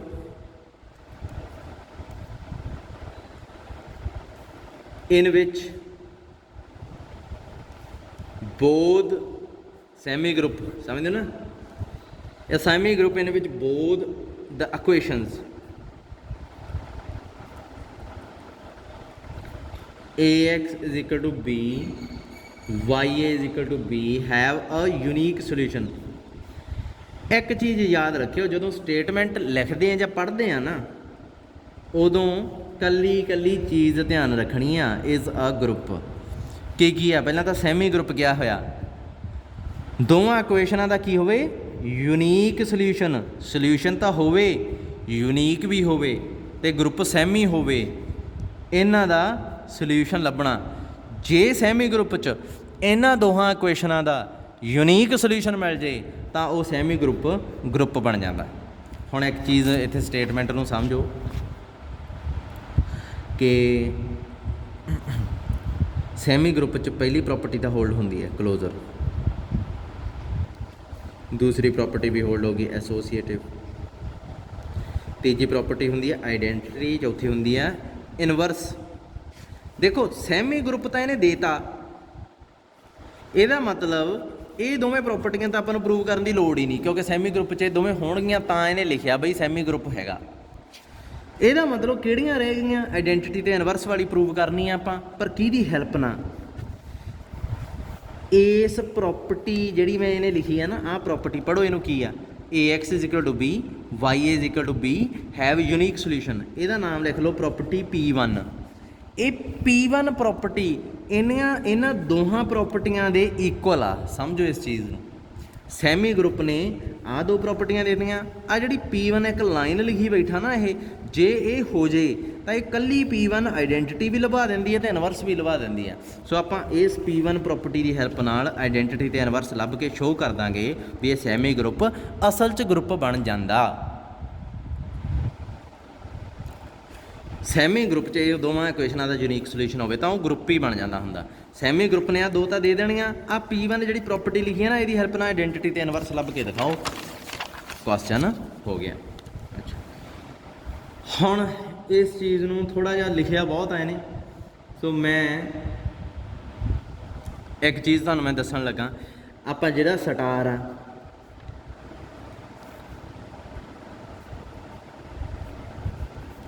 ਇਸ ਸਟਾਰ ਦੀ ਜਗ੍ਹਾ ਤੇ ਮੈਂ ਡਾਟ ਪਾਉਣ ਲੱਗ ਜਾਣਾ। ਡਾਟ ਵੀ ਨਹੀਂ, ਜਾਣੀ ਕਿ ਮਲਟੀਪਲੀਕੇਸ਼ਨ ਕਹਿ ਲਓ ਕਿ ਕੁਛ ਵੀ ਨਹੀਂ। ਜਿਵੇਂ ਆਪਾਂ ਲਿਖਦੇ ਨੇ 3 ਦੂਣੀ 6, ਉਵੇਂ ਇੱਥੇ ਲਿਖਿਆ ਕਰਾਂਗੇ। ਜਦੋਂ ਤੁਸੀਂ +2 'ਚ ਪੜ੍ਹਦੇ ਸੀ ਤੁਸੀਂ ਐਂ ਲਿਖਦੇ ਨਾ XY = Z, ਇੱਥੇ ਕੁਛ ਲਿਖਿਆ ਤੁਸੀਂ ਡਾਟ ਰੂਟ ਵੀ ਨਹੀਂ ਪਾਉਂਦੇ ਹੈ ਨਾ। XYZ ਤਿੰਨਾਂ ਦੀ ਪ੍ਰੋਡਕਟ, ਨਾ ਵਿੱਚ ਡਾਟ ਆ ਨਾ ਵਿੱਚ ਸਟਾਰ ਆ, ਕੁਛ ਵੀ ਨਹੀਂ। ਸੋ ਆਪਾਂ ਉਸੇ ਚੀਜ਼ ਨੂੰ ਫੋਲੋ ਕਰਕੇ ਇਸ ਚੀਜ਼ ਨੂੰ ਕਿਵੇਂ ਲਿਖਾਂਗੇ, AB = C। ਇਸ ਚੀਜ਼ ਨੂੰ ਕਿਵੇਂ ਲਿਖਾਂਗੇ, ABD। ਪਰ ਇੱਕ ਚੀਜ਼ ਨੂੰ ਸਮਝ ਲਿਓ, ਇਹਦੇ ਵਿੱਚ ਭਾਵੇਂ ਕੁਛ ਨਹੀਂ ਹੈਗਾ, ਪਰ ਇਹ ਪਹਿਲੀ ਕਲਾਸ ਵਾਲੀ ਪ੍ਰੋਡਕਟ ਨਹੀਂ ਗੀ, ਲਿਖੀ ਉਵੇਂ ਆ ਪਰ ਇਹ ਸਟਾਰ ਆ। ਠੀਕ ਹੈ, ਹੁਣ ਇਨਵਰਸ ਨੂੰ ਕਿਵੇਂ ਲਿਖਾਂਗੇ ਤੁਸੀਂ, ਇਹਨੂੰ A ਇਨਵਰਸ ਹੀ ਪਾ ਦਿਆ ਕਰਨਾ ਆਪਾਂ। ਤੇ ਅਲਜਬਰਾ ਦੀ ਜ਼ਿਆਦਾਤਰ ਕਿਤਾਬਾਂ 'ਚ ਇਹੀ ਲਿਖਿਆ ਹੁੰਦਾ, ਸਟਾਰ ਸਟੂਰ ਪਾਉਂਦੇ ਨਹੀਂ। ਪਿਛਲਾ ਕੁਐਸਚਨ ਆ ਜਿਹੜਾ ਉਹਦੇ 'ਚ ਲਿਖੇ ਸੀਗੇ, ਅੱਜ ਤੱਕ ਜਿੰਨਾ ਵੀ ਕੀਤਾ ਉਹਦੇ 'ਚ ਸਟਾਰ ਪਾਇਆ, ਪਰ ਹੁਣ ਕੋਈ ਸਟਾਰ ਨਹੀਂ, ਬਸ ਬਹੁਤ ਪਾ ਲਏ। ਆਹ ਸਾਰੀ ਥਿਊਰਮ ਕਿਤੇ ਵੀ ਦੇਖੋ FE ਸਿੱਧਾ ਲਿਖਿਆ ਹੋਇਆ, ਪਰ ਇਹਦਾ ਮਤਲਬ ਇਹ ਨਹੀਂ ਵੀ ਇਹ +2 ਵਾਲੀ ਆ, ਸੌਰੀ +1 ਪਹਿਲੀ ਕਲਾਸ ਵਾਲੀ ਪ੍ਰੋਡਕਟ ਆ ਤੇ ਤੁਸੀਂ ਅਗਲੇ ਸਟੈਪ 'ਚ FE ਨੂੰ EF ਲਿਖ ਲਓ, ਕਿਉਂਕਿ ਪਹਿਲੀ ਦੂਜੀ 'ਚ 2 ਨੂੰ 3 ਨਾਲ ਕੀਤਾ, 3 ਨੂੰ 2 ਨਾਲ ਕੀਤਾ, ਇੱਕੋ ਗੱਲ ਹੁੰਦੀ ਸੀ। ਇੱਥੇ ਨਹੀਂ ਹੈਗੀ ਇੱਕੋ ਗੱਲ, ਨਹੀਂ ਹੈਗੀ ਇੱਕੋ ਗੱਲ। ਸੋ ਇੱਥੇ ਤਾਂ ਹੀ ਇਹਨੇ ਇਕੁਏਸ਼ਨਾਂ ਵੈਸੇ ਤਾਂ ਇਹਨੂੰ ਐਂ ਲਿਖਣੀਆਂ ਚਾਹੀਦੀਆਂ ਸੀ, ਪਰ ਇਹਨੇ ਕਿਵੇਂ ਲਿਖ ਲਈਆਂ, AX = B, Y star AB ਲਿਖਣੀ ਚਾਹੀਦੀ ਸੀ, ਪਰ ਇਹਨੇ ਕਿਵੇਂ ਲਿਖੀ ਆ, YA = B। ਪਰ ਇਹਨੇ ਸਟਾਰ ਨੂੰ ਲੁਕੋਤਾ। ਚਲੋ ਸ਼ੁਰੂ ਕਰੀਏ। ਕੁਛ ਸਟੈਪ ਤਾਂ ਮੈਂ ਉੱਤੋਂ ਹੀ ਪੜ੍ਹ ਕੇ ਸੁਣਾਉਣ ਲੱਗਾ ਰਾਜੇ, ਕਿਉਂਕਿ ਬਹੁਤ ਲੈਂਥੀ ਹੈ ਇਹ ਥਿਊਰਮ। ਜ਼ੂਮ ਕਰ ਲੈਂਦੇ ਆ, ਫੋਨ ਨੂੰ ਰੋਟੇਟ ਕਰ ਲਓ ਥੋੜ੍ਹਾ ਜਿਹਾ, ਥੋੜ੍ਹੇ ਜਿਹੇ ਸਟੈਪ ਉੱਤੇ ਕਰੂੰਗਾ, ਥੋੜ੍ਹੇ ਜਿਹੇ ਸਟੈਪ ਲਿਖ ਕੇ ਦਿਖਾਊਂਗਾ, ਕਿਉਂਕਿ ਐਵੇਂ ਲਿਖੀ ਜਾਣ ਦਾ ਵੀ ਕੋਈ ਫਾਇਦਾ ਨਹੀਂ ਜਦੋਂ ਇੱਥੇ ਸਾਰਾ ਸਾਫ਼ ਹੈਗਾ ਵਾ। ਕਿਤਾਬ ਖੋਲ੍ਹ ਲਓ, ਸਟੇਟਮੈਂਟ ਆ ਜਿਹੜੀ, ਪਹਿਲਾਂ ਸਟੇਟਮੈਂਟ ਪੜ੍ਹ ਲਓ।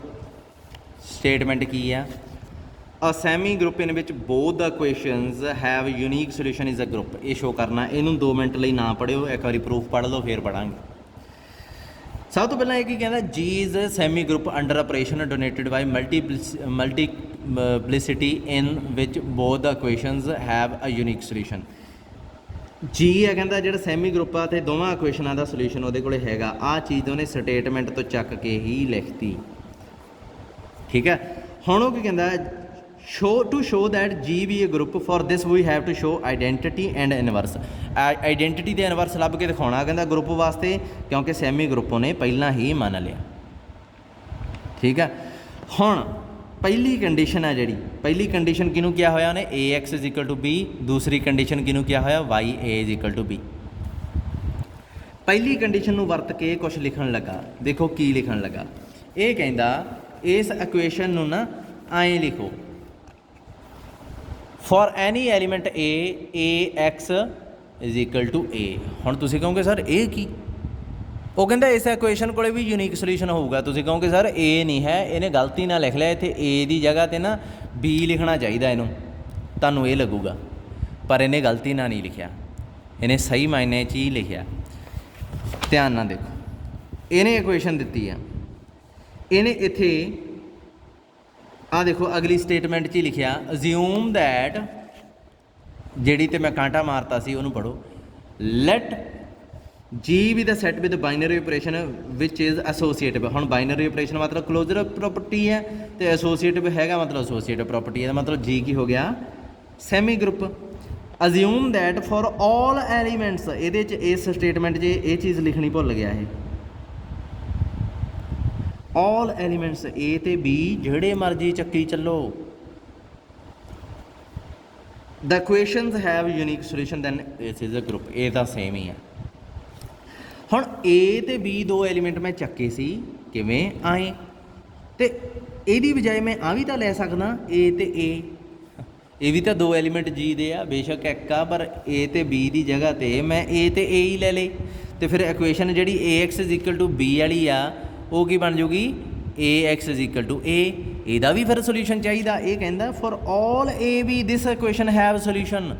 A B ਦੀ ਜਗ੍ਹਾ ਕਹਿੰਦਾ ਜਿਹੜਾ ਕੁਛ ਮਰਜ਼ੀ ਰੱਖੀ ਚਲੋ ਸੋਲਿਊਸ਼ਨ ਮਿਲੂਗਾ ਹੀ ਮਿਲੂਗਾ। ਫਿਰ B ਦੀ ਜਗ੍ਹਾ ਤੇ ਮੈਂ ਤਾਂ A ਵੀ ਕਰੂੰਗਾ, ਮੈਨੂੰ ਤਾਂ ਉਹਦਾ ਵੀ ਸੋਲਿਊਸ਼ਨ ਚਾਹੀਦਾ। ਠੀਕ ਹੈ, ਸੋ ਇੱਥੋਂ ਮੈਂ ਹੁਣ ਲਿਖਦਾ therefore AXA has a unique solution। ਇਹਦੇ ਕੋਲ ਯੂਨੀਕ ਸੋਲਿਊਸ਼ਨ ਹੋਊਗਾ। ਕਿਹੜਾ ਹੋਊਗਾ ਉਹ, ਕੀ ਮੰਨੀਏ, ਸੋਲਿਊਸ਼ਨ ਹੈ ਕੁਛ ਤਾਂ ਹੈ। ਸੋ ਮੈਂ ਮੰਨ ਲਿਆ ਦੇਰ exist unique solution in G ਲਿਖਿਆ ਹੋਇਆ, ਗਰੁੱਪ ਦੇ ਅੰਦਰ ਮਿਲੂਗਾ। ਆਹ ਦੇਖ ਲਓ ਸਟੇਟਮੈਂਟ 'ਚ ਪੜ੍ਹ ਲਓ, ਇਨ G। ਆਹ ਸਟੇਟਮੈਂਟ ਤਾਂ ਬੜੀ ਰਫ ਲਿਖੀ ਹੋਈ ਹੈ ਇਹਨੇ statement. Have a unique solution in G ਲਿਖਣਾ ਚਾਹੀਦਾ। ਇਹ ਤਾਂ ਬੜੀ ਗੰਦੀ ਸਟੇਟਮੈਂਟ ਆ, ਅੱਧੀ ਅਧੂਰੀ ਸਟੇਟਮੈਂਟ ਆ। ਆਹ ਪਰਫੈਕਟ ਲਿਖਿਆ ਹੋਇਆ ਨੇ, ਸੋਲਿਊਸ਼ਨ ਵੀ G 'ਚ ਹੀ ਲੱਭਣਾ ਚਾਹੀਦਾ। ਲੱਭੂਗਾ ਕਹਿੰਦੇ, ਤੇ ਆਪਾਂ ਮੰਨ ਲਿਆ ਵੀ E ਸੋਲਿਊਸ਼ਨ ਆ ਆਪਣੇ ਕੋਲੇ। AE ਫਿਰ ਇਜ਼ ਲੈਟ, ਆਪਾਂ ਮੰਨ ਲਿਆ let E say is solution. ਮੰਨ ਲਿਆ ਵੀ ਇਹਦਾ ਸੋਲਿਊਸ਼ਨ ਹੈ। ਸੋ ਇਹਦੇ 'ਚ ਜਦੋਂ ਮੈਂ ਪੁੱਟ ਕਰੂੰਗਾ ਫਿਰ ਸੈਟਿਸਫਾਈ ਵੀ ਕਰੂਗਾ। ਆਹ ਜਿਹੜਾ ਰਿਲੇਸ਼ਨ ਬਣ ਗਿਆ ਨਾ, ਇਹ ਕੁਛ ਤੁਹਾਨੂੰ ਲੱਗੂਗਾ ਵੀ ਇਹ ਆਇਡੈਂਟੀਟੀ ਐਲੀਮੈਂਟ ਲੱਭ ਤਾਂ ਗਈ, ਗੱਲ ਤਾਂ ਆਪਣੀ ਬਣ ਗਈ। ਠੀਕ ਹੈ, ਗੱਲ ਤਾਂ ਬਣ ਗਈ ਕਾਕੇ, ਪਰ ਹਜੇ ਵੀ ਇੱਕ ਪ੍ਰੋਬਲਮ ਹੈ। ਕੀ ਪ੍ਰੋਬਲਮ ਤੁਸੀਂ ਕਹੋਗੇ? ਮੈਂ ਕਹੂੰਗਾ ਇਹ ਹੈ ਨਾ ਜਿਹੜਾ, ਇਹ ਫਿਕਸਡ ਹੈ, ਇੱਕ ਐਲੀਮੈਂਟ ਵਾਸਤੇ ਲੱਭ ਕੇ ਦਿਖਾਈ ਹੈ ਤੁਸੀਂ। ਜਿਵੇਂ ਸਿੰਗਲ ਐਲੀਮੈਂਟ ਵਾਸਤੇ ਆਇਡੈਂਟੀਟੀ ਦਾ ਕੰਮ ਕਰੇ। ਮੈਂ ਤੁਹਾਨੂੰ ਦਿਖਾਉਣਾ ਇੱਕ ਚੀਜ਼, A ਦੀ ਜਗ੍ਹਾ ਤੇ ਆਹ ਮੈਟ੍ਰਿਕਸ ਰੱਖ ਲਓ।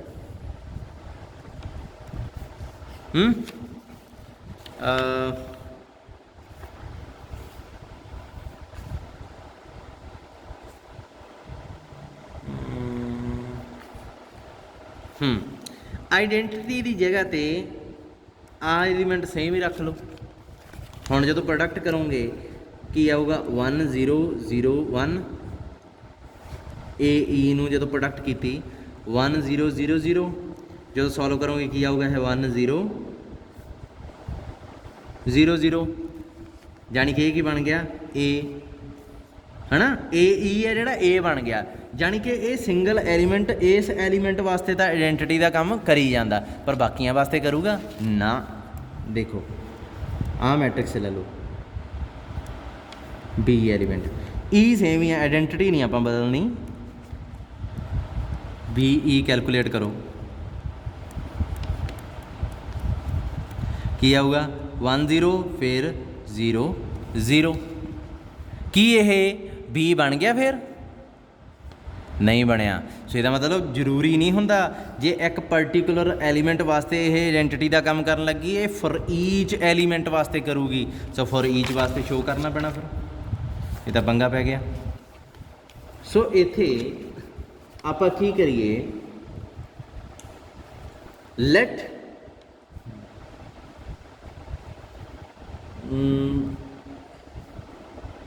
For each B belongs to G ਤੋਂ ਚੱਕ ਲਿਆ। ਇਹ ਫॉर ਈਚ B ਆ ਨਾ ਜਿਹੜਾ, ਇਹਦੇ ਨਾਲ ਜੇ E ਲੱਗ ਗਈ ਤੇ ਉਹਨੇ ਫੇਰ ਇਹਨੂੰ B ਹੀ ਰਹਿਣ ਤਾ, ਫੇਰ ਗੱਲ ਬਣ ਗਈ। ਕੋਈ ਵੀ B ਚੱਕੋ, ਆਪਣੇ ਕੋਲ ਕੰਡੀਸ਼ਨ 2 ਕੀ ਕਹਿੰਦੀ ਆ, therefore YAB have solution। ਇਹਦੇ ਕੋਲ ਪੱਕਾ ਹੀ ਸੋਲਿਊਸ਼ਨ ਆਊਗਾ। ਠੀਕ ਹੈ, ਫॉर ਈਚ B ਲਿਖ ਲਿਆ ਮੈਂ।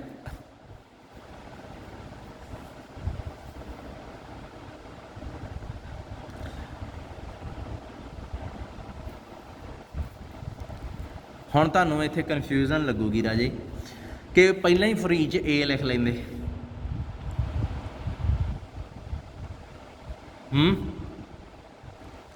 ਰਾਜੇ ਇਦਾਂ ਨਹੀਂ ਹੁੰਦਾ, ਹਰੇਕ ਇਕੁਏਸ਼ਨ ਵਾਸਤੇ ਨਾ ਸੋਲਿਊਸ਼ਨ ਵੀ ਬਦਲ ਜਾਂਦਾ।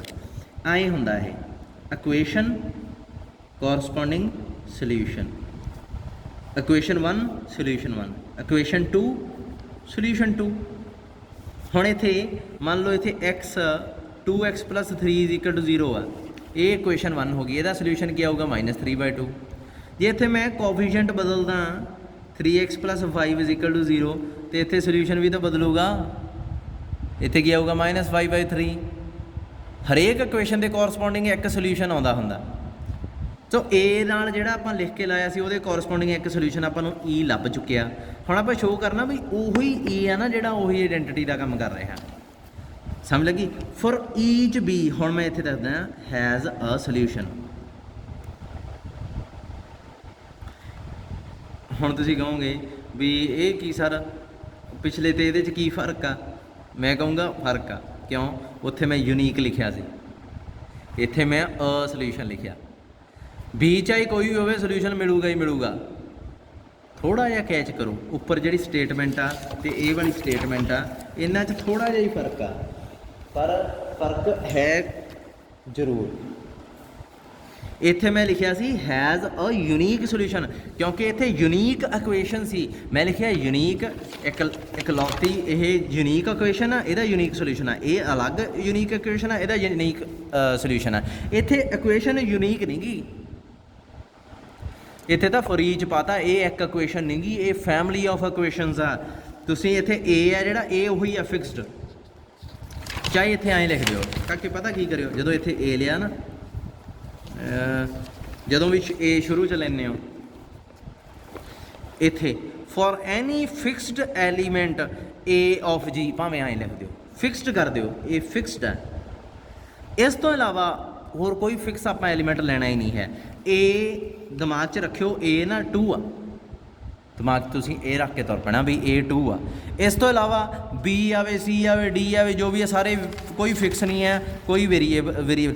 हुण इत्थे इक्वेशनां किहड़ियां किहड़ियां बननियां वाई ए B1 की जगह, क्योंकि for each B uh B1 की जगह 2 आ सकता, ਇਹਦਾ एक सोल्यूशन मिलूगा। फिर वाई ए इत्थे 3 भी आ सकता, ਇਹਦਾ भी एक सोल्यूशन मिलूगा। वाई ए 4 भी आ सकता, ਇਹਦਾ भी एक सोल्यूशन मिलूगा। इत्थे ए क्यों रख रहा मैं हर बार, ए क्यों नहीं बदलता? क्योंकि ये फिक्स है। इत्थे तुसीं फॉर ईच ए नहीं लिख सकते। हुण किते देखिया लिखिया होया फॉर ईच 3, किन्ने का 3? सो गल करिए इहदी।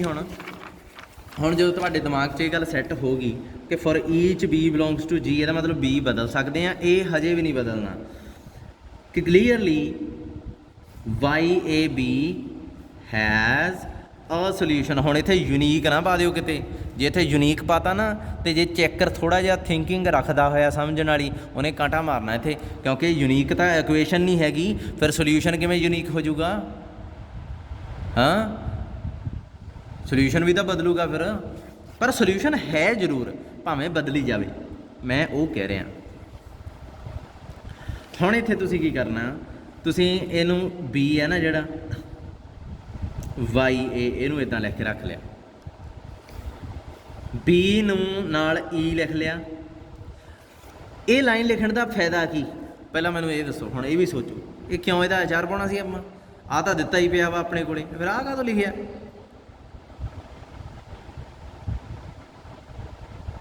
ये कदों लिखिया?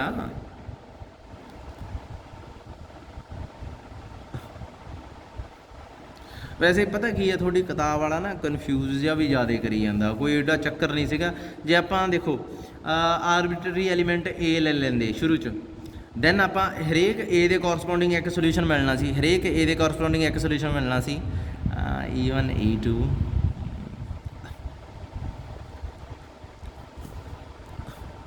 नहीं ठीक है ठीक है ठीक है, मैनू ही हो गया राजे। पता की है, जे उत्थे A1 लेंदे ना, आ लेंदे, ਇਹਦਾ सोल्यूशन E1 होना सी। जे तुसी A2 लेंदे, ਇਹਦਾ सोल्यूशन E2 लाना सीगा। फिर आपां E1 ਚੱਕਦੇ, फिर अगली बार E2 ਚੱਕਦੇ, फिर अगली बार E3 ਚੱਲਦੇ, इदां नहीं ना गल बनदी।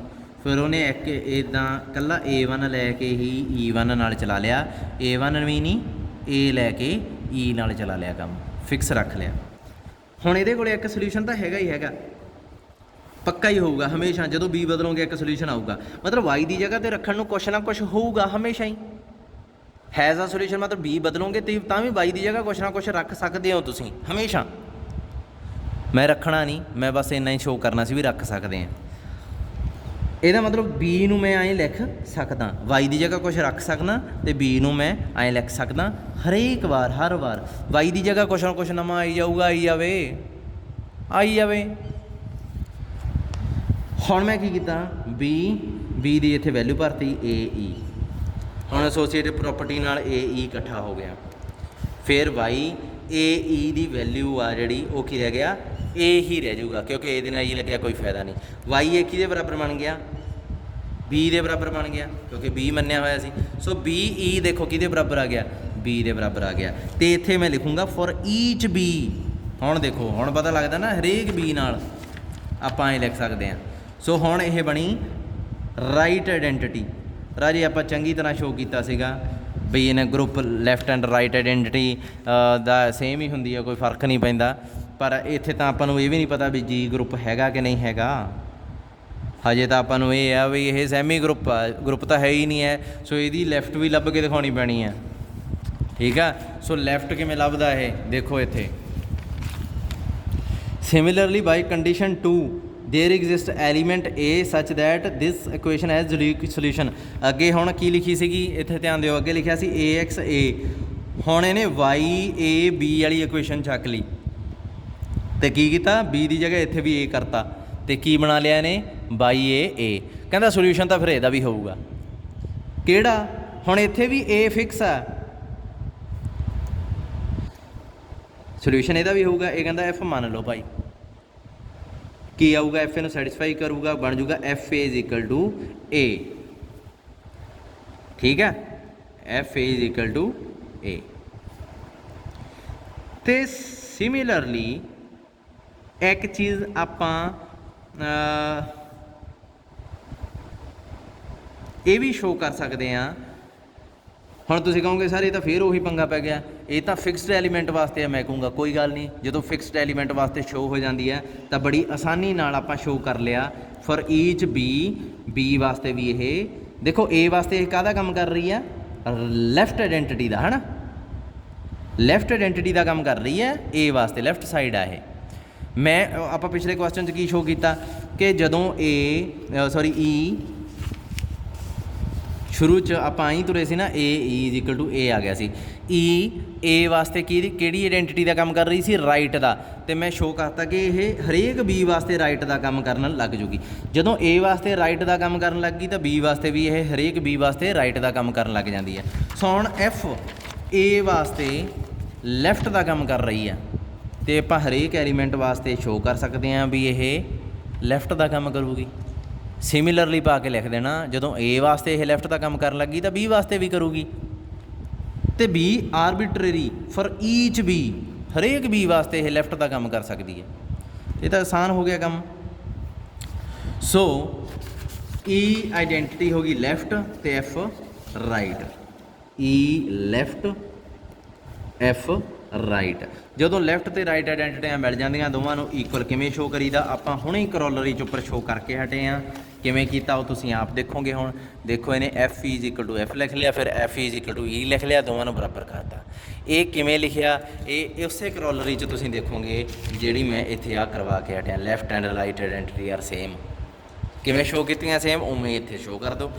ਜਾਣੀ ਕਿ ਲੈਫਟ ਅਤੇ ਰਾਈਟ ਆਈਡੈਂਟੀਟੀ ਲੱਭ ਗਈ ਸੀ। ਹੁਣ ਦੋਵੇਂ ਸੇਮ ਸ਼ੋਅ ਕਰਕੇ ਆਪਾਂ ਸ਼ੋਅ ਕੀ ਕਰਤਾ ਕਿ ਦੋਵੇਂ ਹੀ ਇਕੁਅਲ ਆ ਅਤੇ ਦੋਵੇਂ ਹੀ ਕੀ ਆ। ਇਹਦਾ ਮਤਲਬ ਫਿਰ ਇਹਨਾਂ 'ਚੋਂ ਇੱਕ ਚੁਣ ਲਓ ਕਿਉਂਕਿ ਦੋਵੇਂ ਸੇਮ ਹੀ ਆ। ਇਹਦਾ ਮਤਲਬ E ਆ ਜਿਹੜੀ ਲੈਫਟ ਆਈਡੈਂਟੀਟੀ ਆ, F ਦੀ ਜਗ੍ਹਾ 'ਤੇ ਵੀ E ਲਿਖ ਦਿਓ ਕਿਉਂਕਿ ਦੋਵੇਂ ਬਰਾਬਰ ਆ। ਇਹਦਾ ਮਤਲਬ E ਲੈਫਟ ਆਈਡੈਂਟੀਟੀ ਤਾਂ ਸੀ, E ਰਾਈਟ ਵੀ ਹੋ ਗਈ। ਸੋ ਮੈਂ ਮੰਨ ਲਿਆ E is just an identity, E ਨੂੰ ਆਈਡੈਂਟੀਟੀ ਮੰਨ ਲਿਆ। ਹੁਣ ਲੱਭਣਾ ਇਨਵਰਸ। ਉਹਦੇ 'ਚ ਫਾਇਦਾ ਇੱਕ ਹੈ ਕਿ ਉਹਦੇ 'ਚ ਫॉर ਈਚ ਵਾਲੀ ਚੀਜ਼ ਨਹੀਂ ਆਉਣੀ ਕਿਉਂਕਿ ਇਨਵਰਸ ਹਰੇਕ ਐਲੀਮੈਂਟ ਦਾ ਆਪਣਾ ਅਲੱਗ ਹੁੰਦਾ। ਸਮਝਦੇ ਹੋ, ਇਨਵਰਸ ਹਰੇਕ ਐਲੀਮੈਂਟ ਦਾ ਆਪਣਾ ਅਲੱਗ ਹੁੰਦਾ। ਸੋ ਇੱਥੇ ਮੈਂ ਕੀ ਆ, A ਐਲੀਮੈਂਟ ਲੈ ਲਿਆ, ਇਹਦਾ ਇਨਵਰਸ ਲੱਭ ਕੇ ਮੈਂ ਦਿਖਾ ਦੂੰਗਾ। ਠੀਕ ਹੈ, ਮੰਨ ਲਿਆ ਵੀ A ਦਾ ਇਨਵਰਸ ਕਿਵੇਂ ਲੱਭੀਏ ਭਾਈ। ਮੈਂ ਕੀ ਕਰੂੰਗਾ, ਪਹਿਲੀ ਇਕੁਏਸ਼ਨ ਸੀਗੀ AXB, ਇਹਦੇ 'ਚ ਉਹ ਕਹਿੰਦਾ A ਅਤੇ B ਦੀ ਜਗ੍ਹਾ ਜੋ ਮਰਜ਼ੀ ਰੱਖ ਲਓ ਸੋਲਿਊਸ਼ਨ ਮਿਲੂਗਾ। ਮੈਂ ਐਂ ਕੀਤਾ, A ਦੀ ਜਗ੍ਹਾ A ਰਹਿਣ ਤਾਂ, X ਦੀ ਜਗ੍ਹਾ X ਰਹਿਣ ਤਾਂ, B ਦੀ ਜਗ੍ਹਾ ਨਾ ਆਈਡੈਂਟੀਟੀ ਰੱਖ ਲਈ। ਸੋਲਿਊਸ਼ਨ ਤਾਂ ਹੁਣ ਇਹਦਾ ਵੀ ਲੱਭਣਾ ਚਾਹੀਦਾ, ਲੱਭ ਗਿਆ। A dash E X E A dash ਮੈਂ ਕਹਿਤਾ ਵੀ ਇਹਦਾ ਸੋਲਿਊਸ਼ਨ ਆ ਭਾਈ। ਠੀਕ ਹੈ ਜੀ। ਫਿਰ ਮੈਂ ਕੀ ਕੀਤਾ, ਮੈਂ ਦੂਸਰੀ ਇਕੁਏਸ਼ਨ ਵੀ ਲਿਖ ਲਈ। ਮੈਂ ਕਿਹਾ ਐਂ ਕਰੋ, ਇਹਦੀ ਵੀ B ਦੀ ਜਗ੍ਹਾ 'ਤੇ ਕੀ ਕਰੋ, E ਪਾ ਦਿਓ, ਸੋਲਿਊਸ਼ਨ ਤਾਂ ਹੁਣ ਇਹਦਾ ਵੀ ਹੋਊਗਾ। ਜਿਹੜੀ ਮਰਜ਼ੀ ਇਕੁਏਸ਼ਨ ਹੈ ਇਹ ਜੀ ਉਹਦਾ ਇੱਕ ਸੋਲੂਸ਼ਨ ਮਿਲਣਾ ਹੀ ਆਪਾਂ ਨੂੰ। ਸੋ ਇਹਦਾ ਸੋਲੂਸ਼ਨ ਆ ਜਿਹੜਾ y ਦੀ ਜਗ੍ਹਾ ਤੇ ਮੈਂ ਕਹਤਾ ਫਿਰ ਆ ਹੋਊਗਾ y = a ਡਬਲ ਡੈਸ਼, ਪੁੱਟ ਕਰੂੰਗਾ ਤਾਂ ਸੈਟੀਸਫਾਈ ਉਹ ਵੀ ਕਰੂਗਾ। ਹੁਣ ਇੱਕ ਚੀਜ਼ ਇਹਨਾਂ ਦੋਹਾਂ ਬਾਕਸ ਵੱਲ ਧਿਆਨ ਨਾਲ ਦੇਖੋ, a ਡੈਸ਼ a ਦਾ ਕੀ ਬਣ ਗਿਆ, right inverse, a dash a ਦਾ ਕੀ ਬਣ ਗਿਆ ਰਾਈਟ, ਤੇ ਡਬਲ ਡੈਸ਼ ਕੀ ਬਣ ਗਿਆ ਲੈਫਟ ਇਨਵਰਸ। ਤੇ ਆਪਾਂ ਸ਼ੋਅ ਕੀਤਾ ਜਦੋਂ ਲੈਫਟ ਤੇ ਰਾਈਟ ਇਨਵਰਸ ਮਿਲ ਜਾਣ ਦੋਵੇਂ ਸੇਮ ਹੁੰਦੇ ਆ ਤੇ ਇਕੁਅਲ ਹੁੰਦੇ ਆ, ਉਹ ਕਿਵੇਂ ਸ਼ੋਅ ਕਰੀਏ। ਦੇਖੋ a ਡਬਲ ਡੈਸ਼ ਤੋਂ ਚੱਲ ਪਓ, a ਡਬਲ ਡੈਸ਼ ਦੇ ਨਾਲ ਆਈਡੈਂਟਿਟੀ ਲਾ ਲਈ, ਲਾ ਸਕਦਾ ਕੋਈ ਪ੍ਰੋਬਲਮ ਨਹੀਂ। a double dash the identity the value ਆਹ ਭਰ ਦਿਓ a ਡੈਸ਼ ਵਾਲੀ। ਅਗਲੇ ਸਟੈਪ 'ਚ ਬ੍ਰੈਕਟ ਨੂੰ ਇਕੱਠੀ ਕਰ ਦਿਓ, ਇੱਧਰ ਲੈ ਆਓ ਮੂਹਰੇ। a ਡਬਲ ਡੈਸ਼ ਤੇ a ਦੀ ਵੈਲਿਊ ਕੀ ਆ, ਉਹ ਵੀ ਆਈਡੈਂਟਿਟੀ ਹੋਈ ਆ, ਫਿਰ ਇੱਥੇ ਆਈਡੈਂਟਿਟੀ ਪਾਤੀ, ਨਾਲ ਕੀ ਹੈ a ਡੈਸ਼। ਹੁਣ ਆਈਡੈਂਟਿਟੀ ਤੇ a ਡੈਸ਼ ਦਾ ਕੋਈ ਅਸਰ ਨਹੀਂ, ਕੀ ਆਇਆ a ਡਬਲ ਡੈਸ਼ ਤੋਂ ਲੱਗੇ ਸੀ ਪਹੁੰਚ ਕੀਤੇ ਗਏ a ਡੈਸ਼ ਤੇ, ਸੋ a ਡਬਲ ਡੈਸ਼ ਤੇ a ਡੈਸ਼ ਬਰਾਬਰ ਆ। ਇਹਦਾ ਮਤਲਬ ਕੀ ਆ, ਦੇਖੋ a ਡੈਸ਼ ਕੀ ਸੀਗਾ ਲੈਫਟ, a ਡਬਲ ਡੈਸ਼ ਕੀ ਸੀਗਾ ਰਾਈਟ। a ਡਬਲ ਡੈਸ਼ ਦੀ ਜਗ੍ਹਾ ਤੇ ਮੈਂ ਕੱਟ ਕੇ ਨਾ a ਡੈਸ਼ ਹੀ ਲਿਖਤਾ ਕਿਉਂਕਿ ਦੋਵੇਂ ਇਕੁਅਲ ਆ, ਦੋਵੇਂ ਇਕੁਅਲ ਸ਼ੋ ਕੀਤੇ ਆਪਾਂ। ਸੋ ਇਹਦਾ ਮਤਲਬ a ਡੈਸ਼ ਲੈਫਟ ਵੀ ਹੋ ਗਿਆ, a ਡੈਸ਼ ਰਾਈਟ ਵੀ ਹੋ ਗਿਆ, ਇਹਦਾ ਮਤਲਬ a ਡੈਸ਼ ਇਜ਼ ਇਨਵਰਸ ਬਣ ਗਿਆ। ਹੁਣ ਤੁਸੀਂ ਕੀ ਕਰਨਾ, ਇਸ ਕਿਤਾਬ 'ਤੇ ਜੋ ਲਿਖਿਆ ਕੱਲਾ ਕੱਲਾ ਸਟੈਪ ਪੜ੍ਹਨਾ, ਪੜ੍ਹਨ ਤੋਂ ਬਾਅਦ ਉਹਨੂੰ ਪੇਜ 'ਤੇ ਲਿਖ ਕੇ ਦੇਖਣਾ। ਲਿਖਣਾ ਜਿੰਨਾ ਟਾਈਮ ਨਹੀਂ ਹੁੰਦਾ ਅਲਜਬਰੇ ਦੀ ਥਿਊਰਮ ਉਨਾ ਟਾਈਮ ਪੂਰੀ ਨਹੀਂ ਹੁੰਦੀ। ਜੇ ਤੁਸੀਂ ਲਿਖ ਕੇ ਨਹੀਂ ਦੇਖਦੇ ਇਹਦਾ ਮਤਲਬ ਤੁਸੀਂ ਆਪਣੇ ਆਪ ਨੂੰ ਧੋਖਾ ਦੇ ਰਹੇ ਹੋ, ਤੁਹਾਡਾ ਜਿਹੜਾ ਹੈ ਪੇਪਰ 'ਚ ਤੁਸੀਂ ਨਹੀਂ ਲਿਖ ਸਕਦੇ। ਦੇਖ ਦੇਖ ਕੇ ਨਹੀਂ ਲਿਖਣਾ, ਕਈ ਬੱਚੇ ਐਂ ਲਿਖਦੇ ਇੱਥੇ ਲਿਖਣਾ ਸ਼ੁਰੂ ਕਰਤਾ ਸਟੈਪ ਭੁੱਲ ਗਏ, ਫਿਰ ਚੱਕ ਕੇ ਦੇਖ ਲਿਆ ਇੱਕ ਸਟੈਪ ਕਰ ਲਿਆ, ਫਿਰ 2 ਸਟੈਪ ਲਿਖ ਕੇ ਫਿਰ ਭੁੱਲ ਗਏ, ਫਿਰ ਲਿਖ ਲਿਆ ਫਿਰ ਭੁੱਲ ਗਏ। ਅੱਛਾ ਫਿਰ ਇੱਦਾਂ ਕਰਕੇ ਪੂਰੀ ਲਿਖ ਲੈਂਦੇ ਆ, ਹੋ ਗਿਆ, ਇਸ ਥਿਊਰਮ ਨੂੰ ਪਰਾਂ ਕਰ ਦਿੰਦੇ ਆ। ਮੈਨੂੰ ਇੱਕ ਸਵਾਲ ਦਾ ਜਵਾਬ ਦਿਓ, ਪੇਪਰ 'ਚ ਤੁਸੀਂ ਐਂ ਲਿਖਣੀ ਆ, ਪੇਪਰ 'ਚ ਵੀ ਤੁਹਾਡੇ ਪੇਜ ਥੱਲੇ ਪਰਚੀ ਲਿਖੀ ਹੋਊਗੀ, ਜੇ ਆਫਲਾਈਨ ਕਲਾਸਾਂ ਸ਼ੁਰੂ ਹੋ ਗਈਆਂ ਤਾਂ ਇੱਥੇ ਪਰਚੀ ਰੱਖੀ ਹੋਊਗੀ ਥੱਲੇ, ਐਂ ਲਿਖੋਗੇ ਚੱਕ ਚੱਕ ਕੇ, ਨਹੀਂ ਹੋਣੀ ਨਾ। ਉੱਥੇ ਤਾਂ ਪਹਿਲਾ ਸਟੈਪ ਸ਼ੁਰੂ ਕਰੋਗੇ ਐਂਡ ਵਾਲੇ 'ਤੇ ਆਪ ਹੀ ਜਾਣਾ। ਸੋ ਇੱਕ ਥਿਊਰਮ ਮੈਂ ਮੰਨਦਾ ਵੀ ਓਨਾ ਟਾਈਮ ਤੁਹਾਡੀ ਸਿੱਖੀ ਹੋਈ ਥਿਊਰਮ ਨਹੀਂ ਕਹੀ ਜਾ ਸਕਦੀ ਜਿੰਨਾ ਟਾਈਮ ਤੁਸੀਂ ਪਹਿਲੇ ਸਟੈਪ ਤੋਂ ਐਂਡ ਵਾਲੇ ਸਟੈਪ ਤੱਕ ਖੁਦ ਬਿਨਾਂ ਪੇਜ ਪਲਟੇ ਕਿਤਾਬ ਦੇਖੇ ਪਹੁੰਚਦੇ ਨਹੀਂ ਹੈ। ਆਇਆ ਲਿਖ ਕੇ ਦੇਖ ਲਓ ਪੇਜ ਪਲਟ ਕੇ, ਪਰ ਇਹਨੂੰ ਫਾਈਨਲ ਨਹੀਂ ਕਰਨਾ, ਇਸ ਤੋਂ ਬਾਅਦ ਫਿਰ ਲਿਖ ਕੇ ਦੇਖਣੀ ਆ। ਜਿੰਨਾ ਟਾਈਮ ਪੇਜ ਪਲਟਣ ਦੀ ਲੋੜ ਨਹੀਂ ਪੈਂਦੀ ਓਨਾ ਟਾਈਮ ਲਿਖ ਕੇ ਦੇਖਣੀ ਆ, ਫਿਰ ਉਹ ਥਿਊਰਮ ਤੁਹਾਡੀ ਹੁੰਦੀ ਆ।